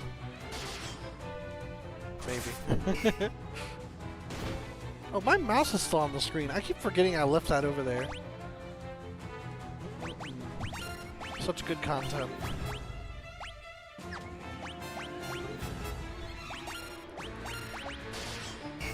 Oh, what? You let me down, Guy.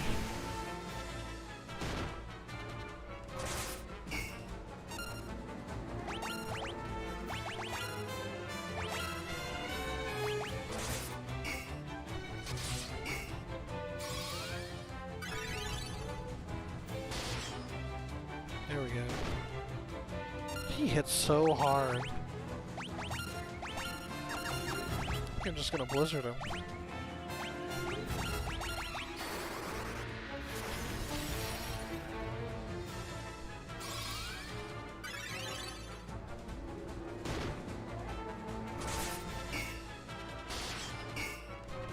Terrible.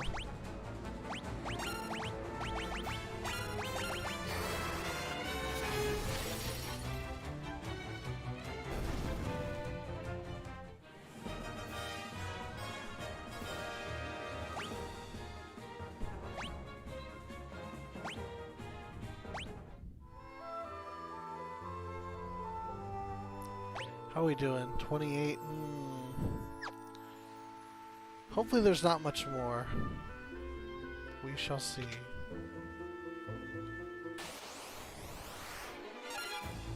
Rats! Literally. Let's go with Cure from you.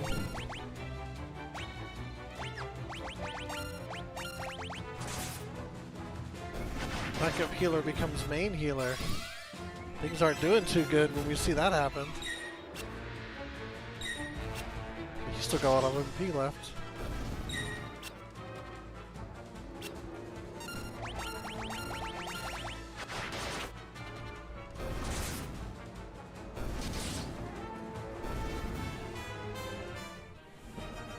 Alright, here's Kira leveled up.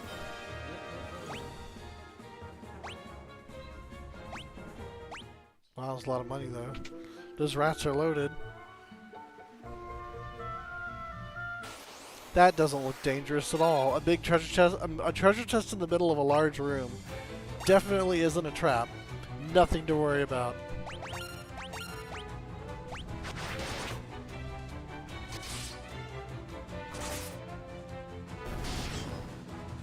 That's what I like to see. That's what I don't like to see. Okay.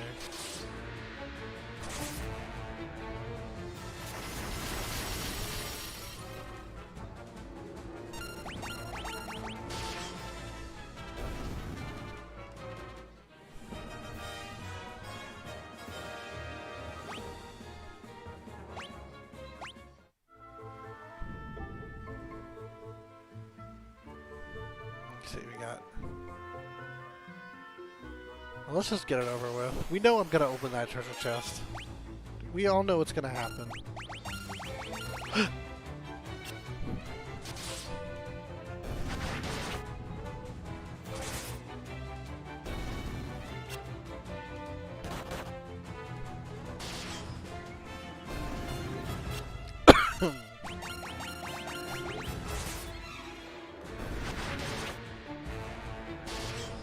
These guys are scary, but they're not so tough.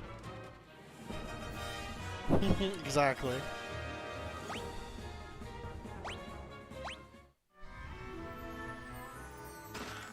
Monsters. Who would have thunk it? Oh no. Oh no, this is bad. This is very bad.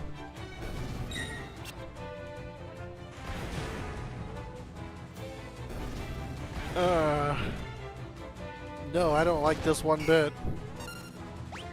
Okay, let's resurrect some people.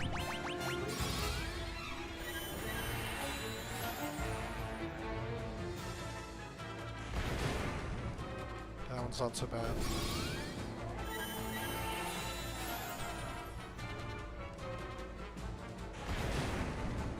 You might still die, yeah. Oof. Oof. Oh, she lives. Nice.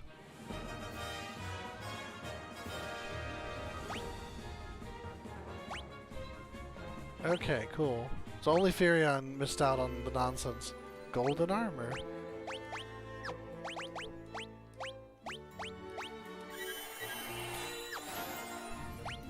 Okay, you can be on cure duties since you have MP. Yes, it was. Yes, it was. Self-destruct, man. It's a thing. Okay, so we got the two doors on the sides that are almost certainly traps, but let's open those. This game is just full of them. Ghasts. Probably wouldn't fly in China, but maybe.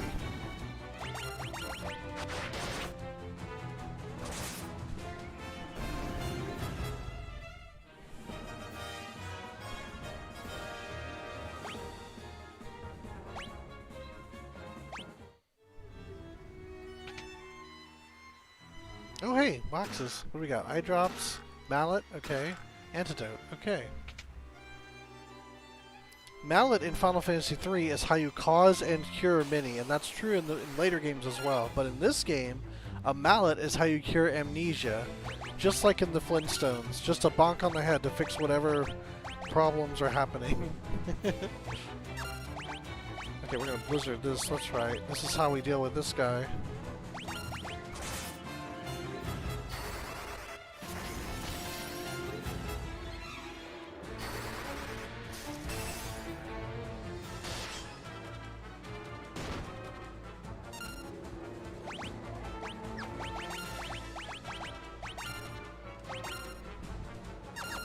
Actually,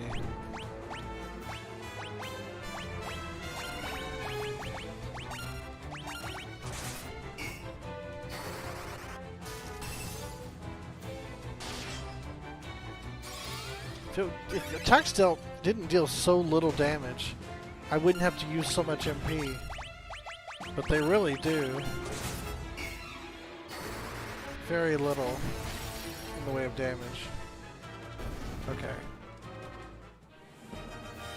Oh, our blizzard leveled up. This magic's getting better. Okay, let's see what's in here. Probably a trap. Yep.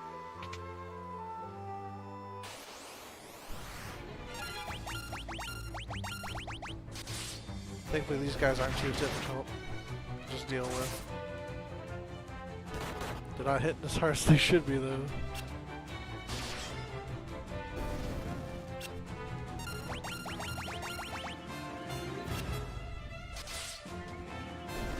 Gordon has a very curious ready stance. Like he's about to do a twirl.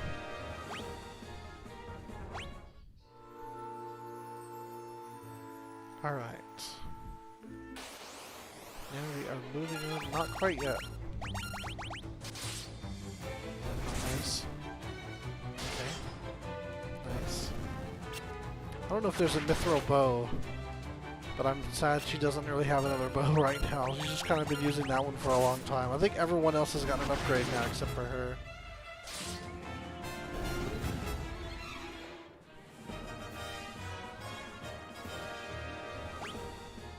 Oh, nice. Broke 800.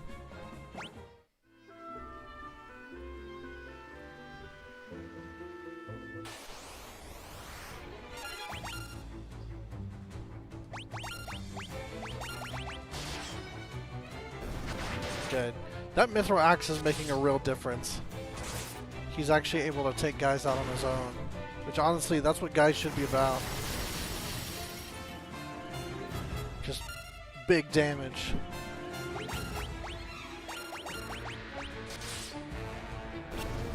Oh, they're running away, sir.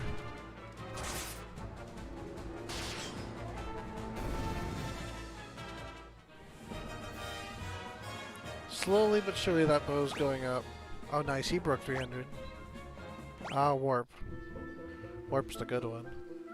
I don't know if I'm going to give it to anyone else though. Alright, here we go. This is it. We're in there. Alright. Let's prepare. Can we prepare? Is there anything to prepare? I have to save our MP for healing. Yeah, let's just give it a go. Oh! I've heard there was a monster guarding Egil's torch, or Egil's torch. Now I've seen it with my own eyes. It's a red soul! Versus the red soul. Huh. Wonder if the red soul likes blizzards. I'll save it for healing.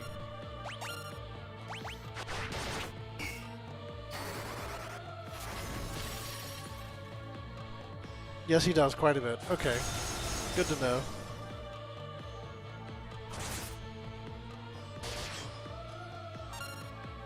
Oh, man. How about fire? Let's just pick the one that we wouldn't think he would like.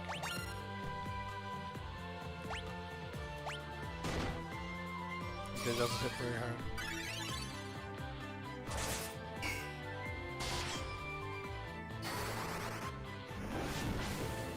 Does he like fire? Yes.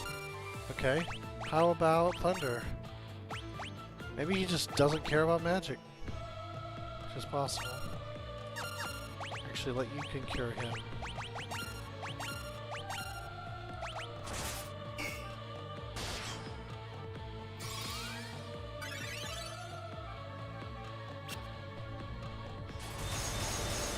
That's gonna be a problem. It's not doing a lot of damage, but it's doing enough damage. Where, like, if this match is probably going to be a long one, because I don't really have a way to hurt him very much.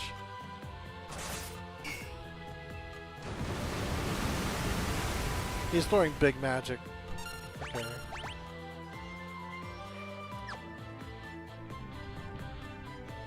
I think we're probably okay.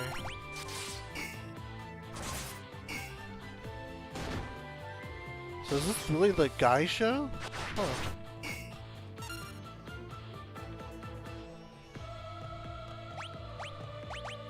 I'll try it, but I feel like it's just gonna heal him. Yeah. I'm probably still net positive on damage overall, but yeah, those didn't help me. My little experimental phase. Okay, that was a... So we can do damage, it's just really a matter of luck.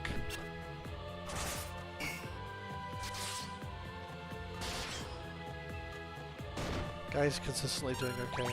He's not hitting me very hard. Oh, nice. Oh, that was a good hit. Okay, good. Alright, everybody got level ups from that. Very nice. Except for Furion. Oh, we got some new stats.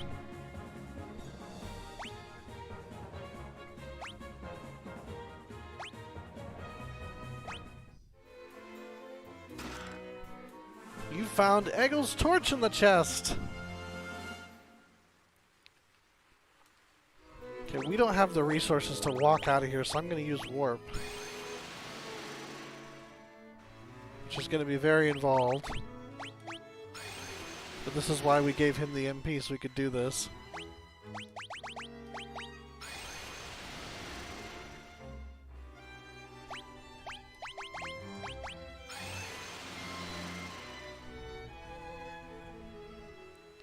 Yes. Yes, they are.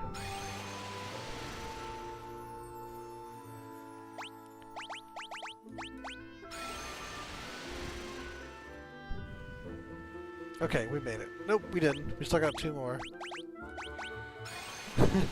This one was annoying because you go up and down a lot.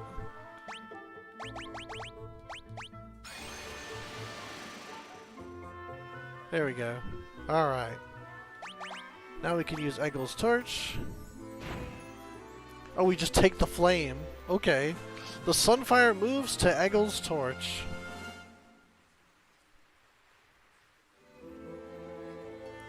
Now we've got it. Now we can destroy the Dreadnaught. I remember it was translated as warship originally, so it was just called airship and warship. But Dreadnaught's, you know, it's a pretty decent name, and it may have been the original name, it just wasn't translated for whatever reason.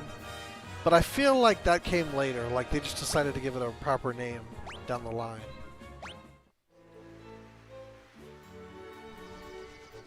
Uh-oh.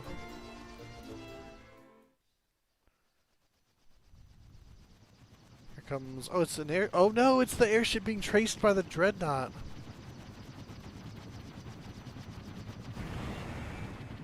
Oh, it's been captured. I guess.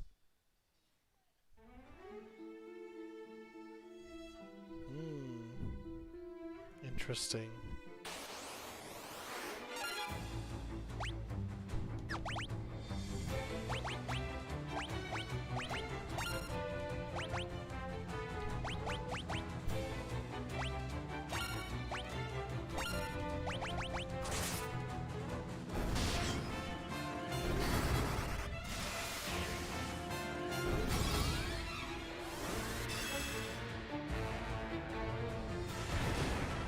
Not him. I didn't protect him.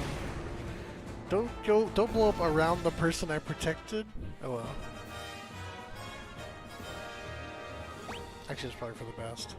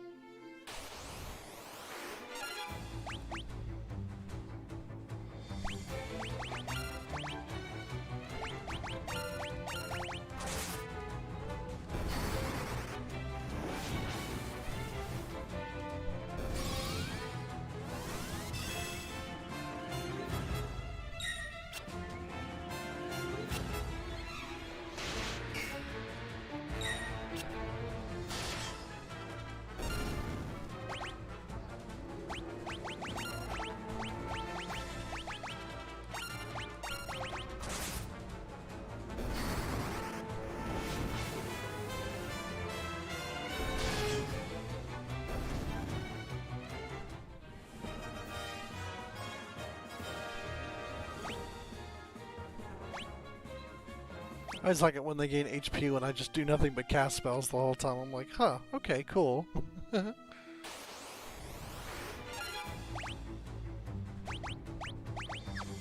Just fire him.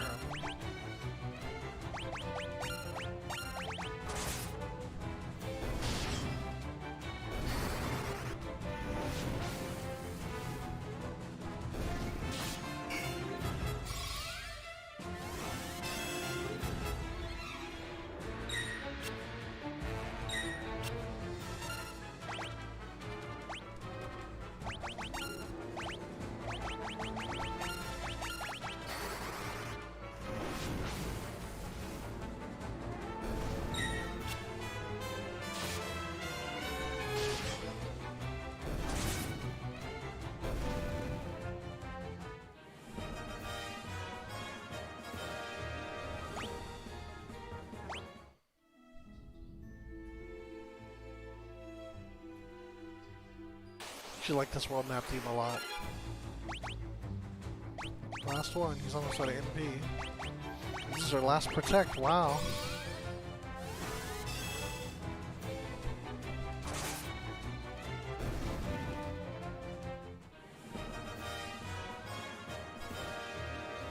This is going to be a very expensive inn.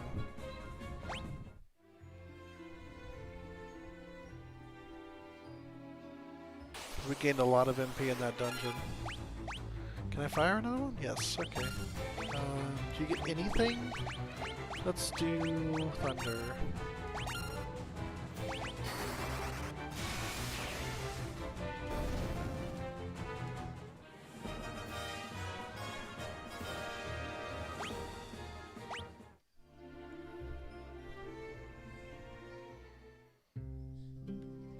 Bafsk is still standing. They didn't get bombarded.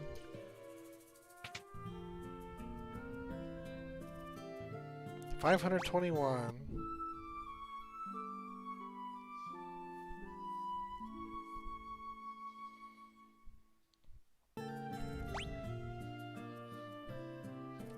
Not too bad. Let me check to see what the magic they had here. I don't remember. Don't think it was anything I don't. Yeah, Bafsk silence. Okay.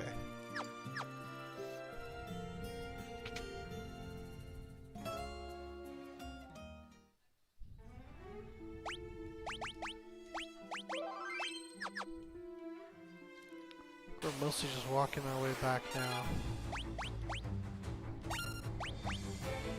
Oh, we can cast again. Yeah.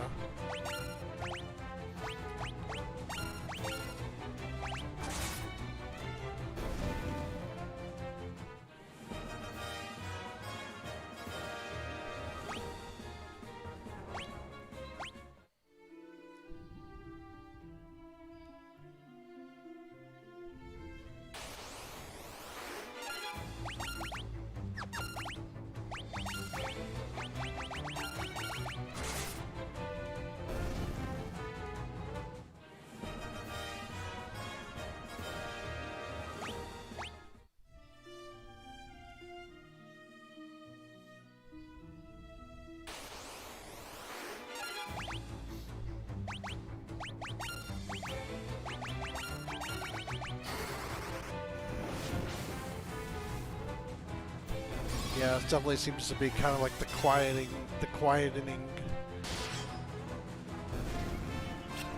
Because like we're kind of at that point of the night where like everyone's really tired. We're just kind of holding on for that last 15 minutes.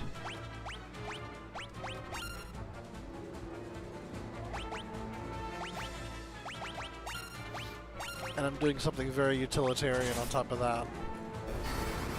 It's like we gotta level these magic spells up, but it is not the most exciting to watch, I know.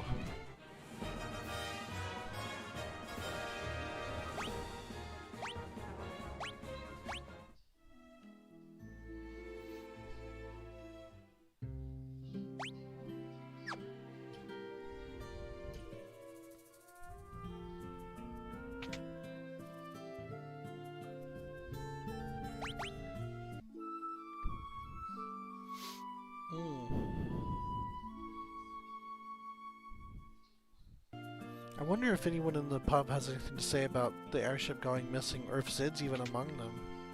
I don't think he'd go. Oh, it's cleared out. Wow. Okay, interesting.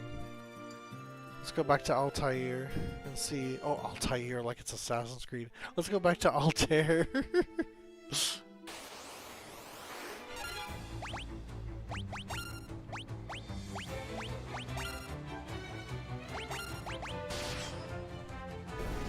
Yeah, I feel like that's kind of what I offer here. Like, kind of casual, just chill and chat, hopefully. That's my intent, anyway. And then just play the game. Now, I know that, like, when I used to do, like, just play the game, like, that was, nobody watched it, but you gotta kind of be in front of the camera a little bit. I feel like this is a pretty good mix, where, like, I'm here, and I'm playing the game, and I'm chatting, I'm responding, but, you know, I'm not like, it's not about me.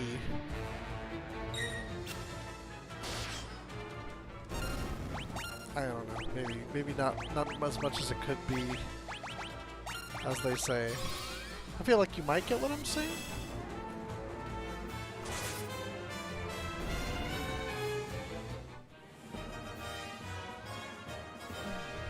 It's funny how, like, Gordon's levels are higher than Furion's now, but he doesn't attack very much. He's kind of really embracing that Red Mage identity, I feel like, that I've given him. Whether he likes it or not.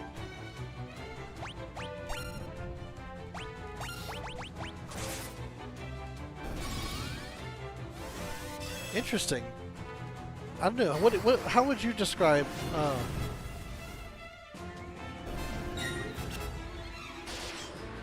Huh. Well, that's sort of a different thing, isn't it? I mean, I don't know, I could be wrong. I really don't, I knew very little about that scene. Just that, like, it is there. And I'm assuming when they stream it, they're playing the character. They might not even be there. Like, they might just be the game. That's probably how I would do something like that. And they wouldn't be able to obscure their text box. Like, that's something I worry about. Like, if I were to, like, stream 14 again, it's like, should I put myself over the text box so that, you know, online interactions aren't covered by the ESRB, gets a little bit more coverage there than it would normally, you know? At least that's the thought I have. Or just general people who would talk to me but who wouldn't necessarily consent to being on stream. Which is another thing. I'm just talking about covering the text box on 14 if I were to stream it. And like do the thing where you obscure their character names too in the main game. Which I haven't done in the past, I probably should. But I've been mostly, I think the last time I streamed 14, which I believe was the only time I streamed 14, I did it by myself.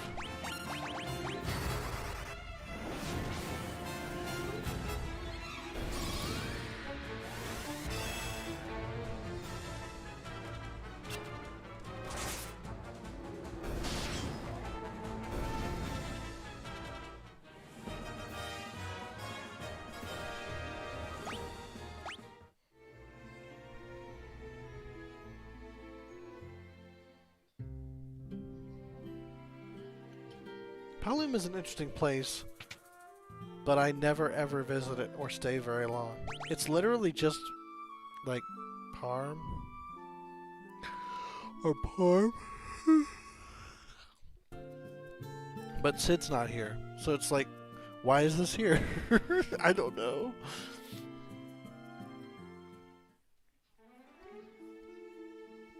Oh man, that's intense.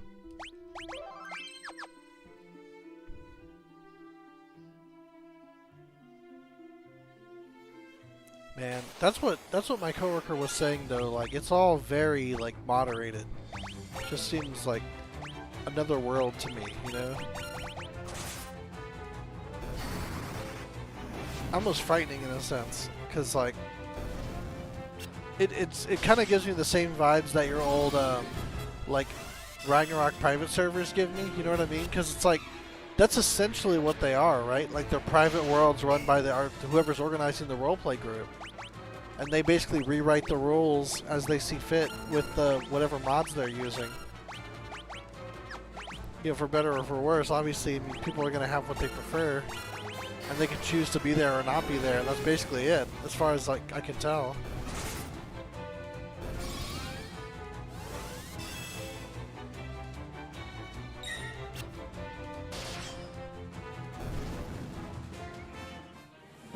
Hey, there's Protect.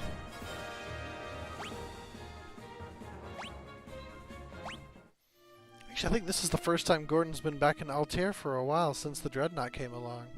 So maybe he'll have some lines now that we're going back home. Our home away from home.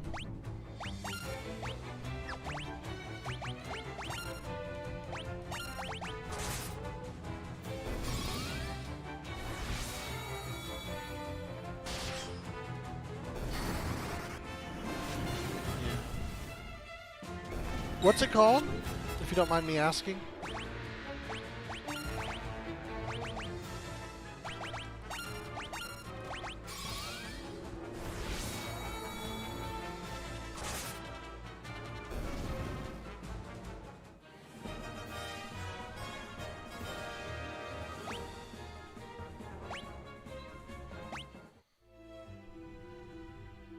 Oh, no pixel, you said that.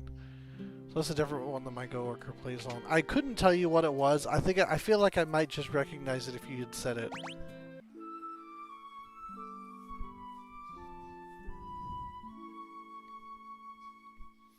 Yep, you are required to run anti-aliasing at its max settings so that you see no pixels.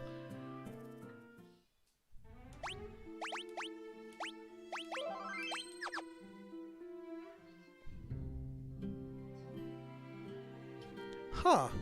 Servers multiple. That's crazy.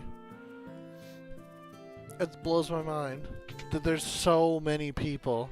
Where there's not only multiple servers, but organizers within, like, organizing groups have multiple servers within that group. If the Dreadnaught attacks again, we're finished. Use that sunfire to blow out the Dreadnaught. You just gotta save Princess Hilda. That's the sunfire of Cashon! I tried to stop the princess from boarding the airship, but she wouldn't listen. Uh-oh. To think she's been captured by the Empire now. Okay, that's not good at all. The princess left on Sid's airship to meet you at Cashwan Keep. Oh, that's why she got on it. But Princess Hilda... It appears the Empire has a supply base far to the north of Fynn. The Dreadnaught may be docked there now. It looks like the princess is trapped inside the Dreadnaught. Please, you must rescue her.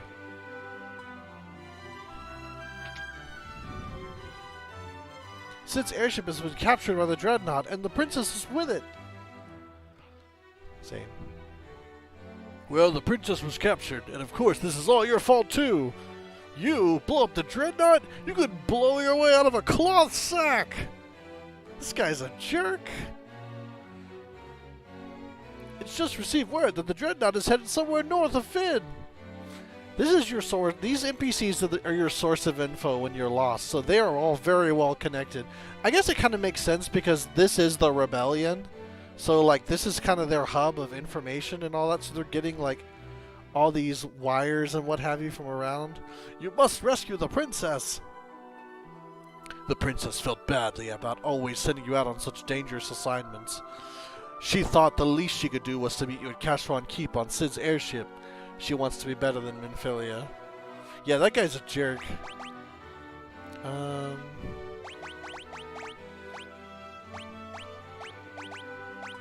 The amount of supplies needed to keep a vessel of that size running must be enormous. I will have to set down somewhere, eventually.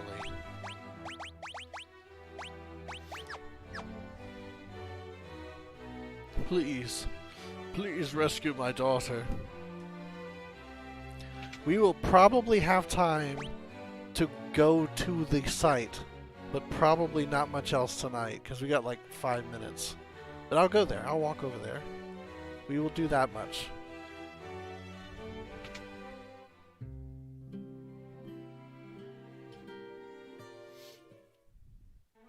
And if we're going north of Finn, yeah, the guy, everything he's said to you has been mean.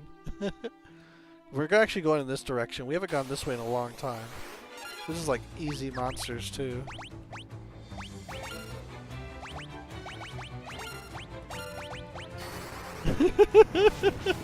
Yeah.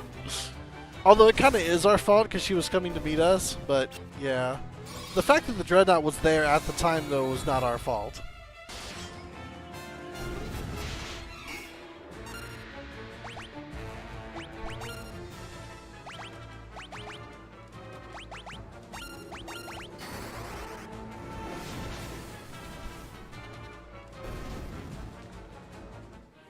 Hey, there we go. Now he's caught up, I think?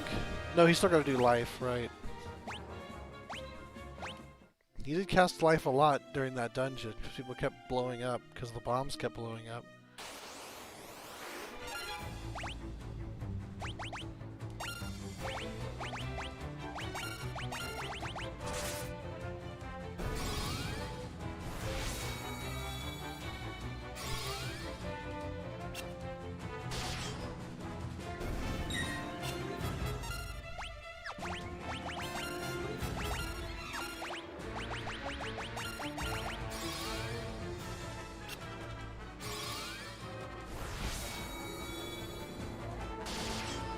Oh, 7 hits.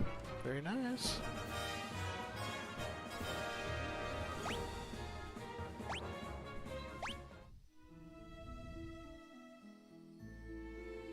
Okay, so allegedly somewhere north of Finn, and this is Finn here. So we're going to be looking in this direction.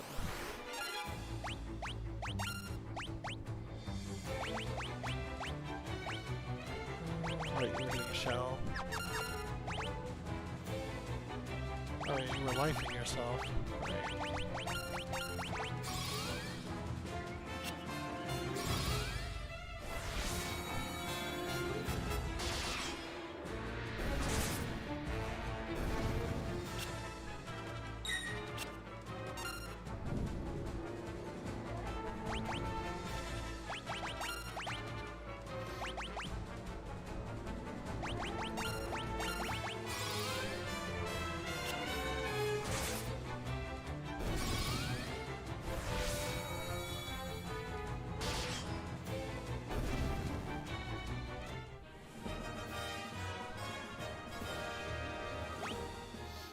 Hey, man, his HP is getting crazy high.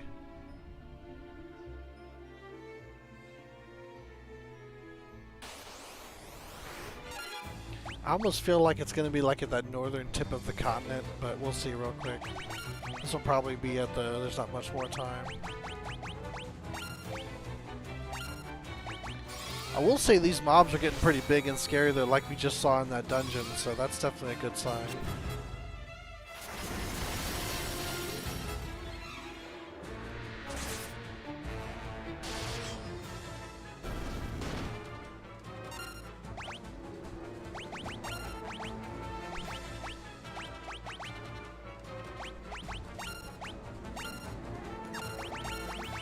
Let's take him out first.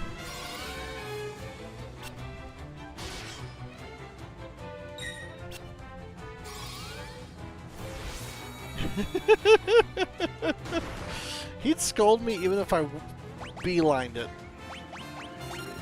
He doesn't know.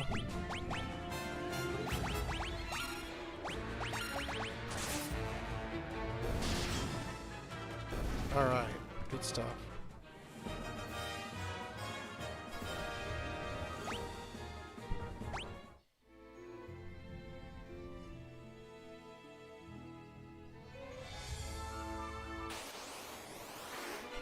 Oh, 3 of them.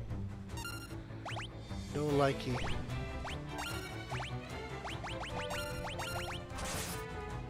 One damage. It's not 0 damage.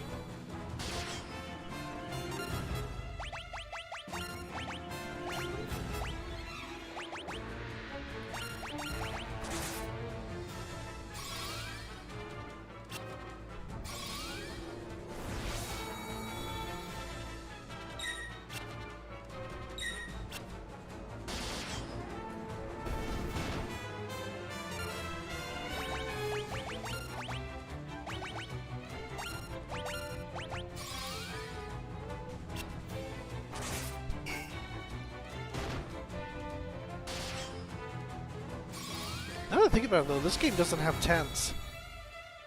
So it's just like whatever we have when we go in is what we have.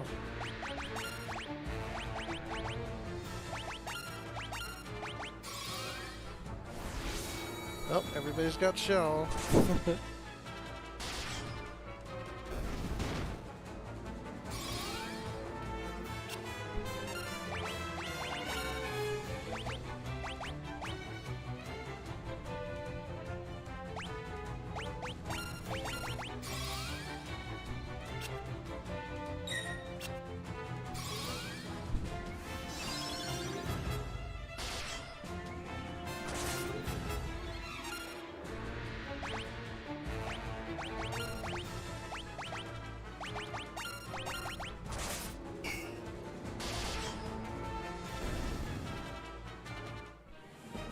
Alright, he's done casting life.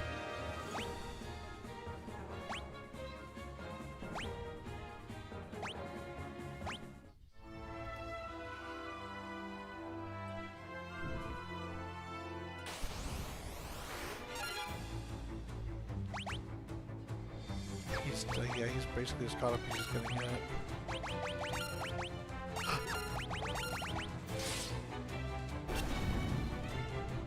No free for you.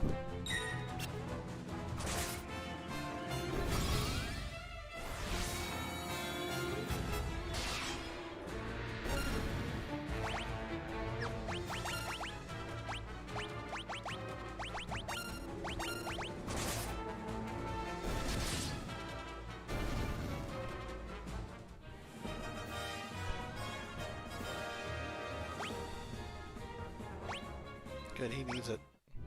Fallen behind in the strength category. Oh, we're in the upper corner of the world. Oh no, this isn't the corner. This is the looping point. Okay, cool. Well, we found that.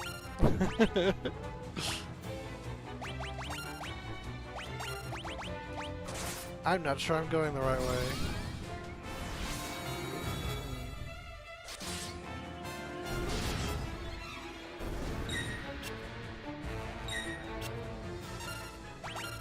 So here's what I'm gonna do instead. I know there is a thing I walked right by and didn't go to it because I remember reading about it. I'm gonna go to that instead. And then we're gonna do that, and that's gonna be the end of the stream.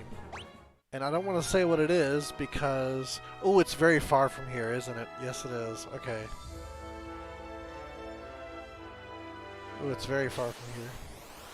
Oh no, this is it! That's the location. Okay, interesting. Alright. Cool. Never mind.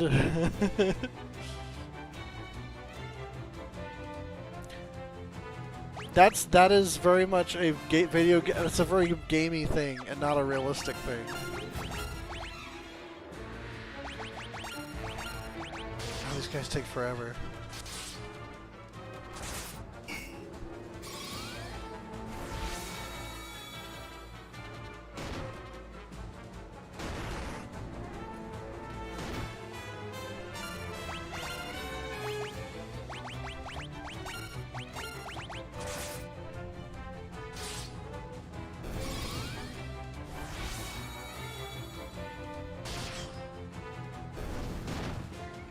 Well, I usually target 3.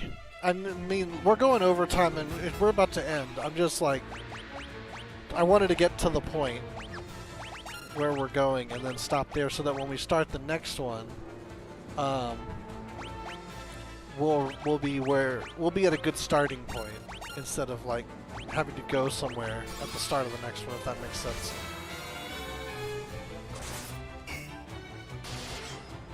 Oh yeah, I forgot about that. That was the thing in Korra. Yeah, if real life were more like games, then that's exactly how it would work. Oh, look at that. That's a nice jump for her. Magic, agility, stamina, HP, and MP. Very good. It's like a level up. Okay, so here we are. And I don't think there's really anything we can do. Except for... Yeah. How is Skittles? She's been hanging out with Ava for the last while. I haven't seen her though. She's probably laying down somewhere on the floor. But, all right, yeah. So we're gonna call it right there. Next time we'll attack the Dreadnought, blow it up with our Sunfire. So that'll be fun. Blowing up an airship, big one, a big dangerous one that's been bombing people. We don't like that. On Wednesday, we are going to be playing more of Bravely Default 2. I will have a hard time remembering what we just did in that game. We saved the princess, Olivia, I think was her name. We got the. I'll remember before Wednesday. Then I'll be in my description. So yeah, and then Friday, tentatively we're playing more Power Rangers. I'm not going to commit to that though, because you never know when some news is going to come out for something that's releasing right now. So something might change, but for now, tentatively we'll play more Power Rangers on Friday. And then yeah, next Monday we'll attack the Dreadnought. So thank you all for coming. Like, favorite, and subscribe. Typical YouTube stuff. Ring that bell if you don't want to miss the next one. But we do this every. We did beat the Australian guy, yes. We do this every Monday, Wednesday, and Friday, same time. The 3 hours from 6 Pacific to 9 Pacific. So yeah, we'll do this thing.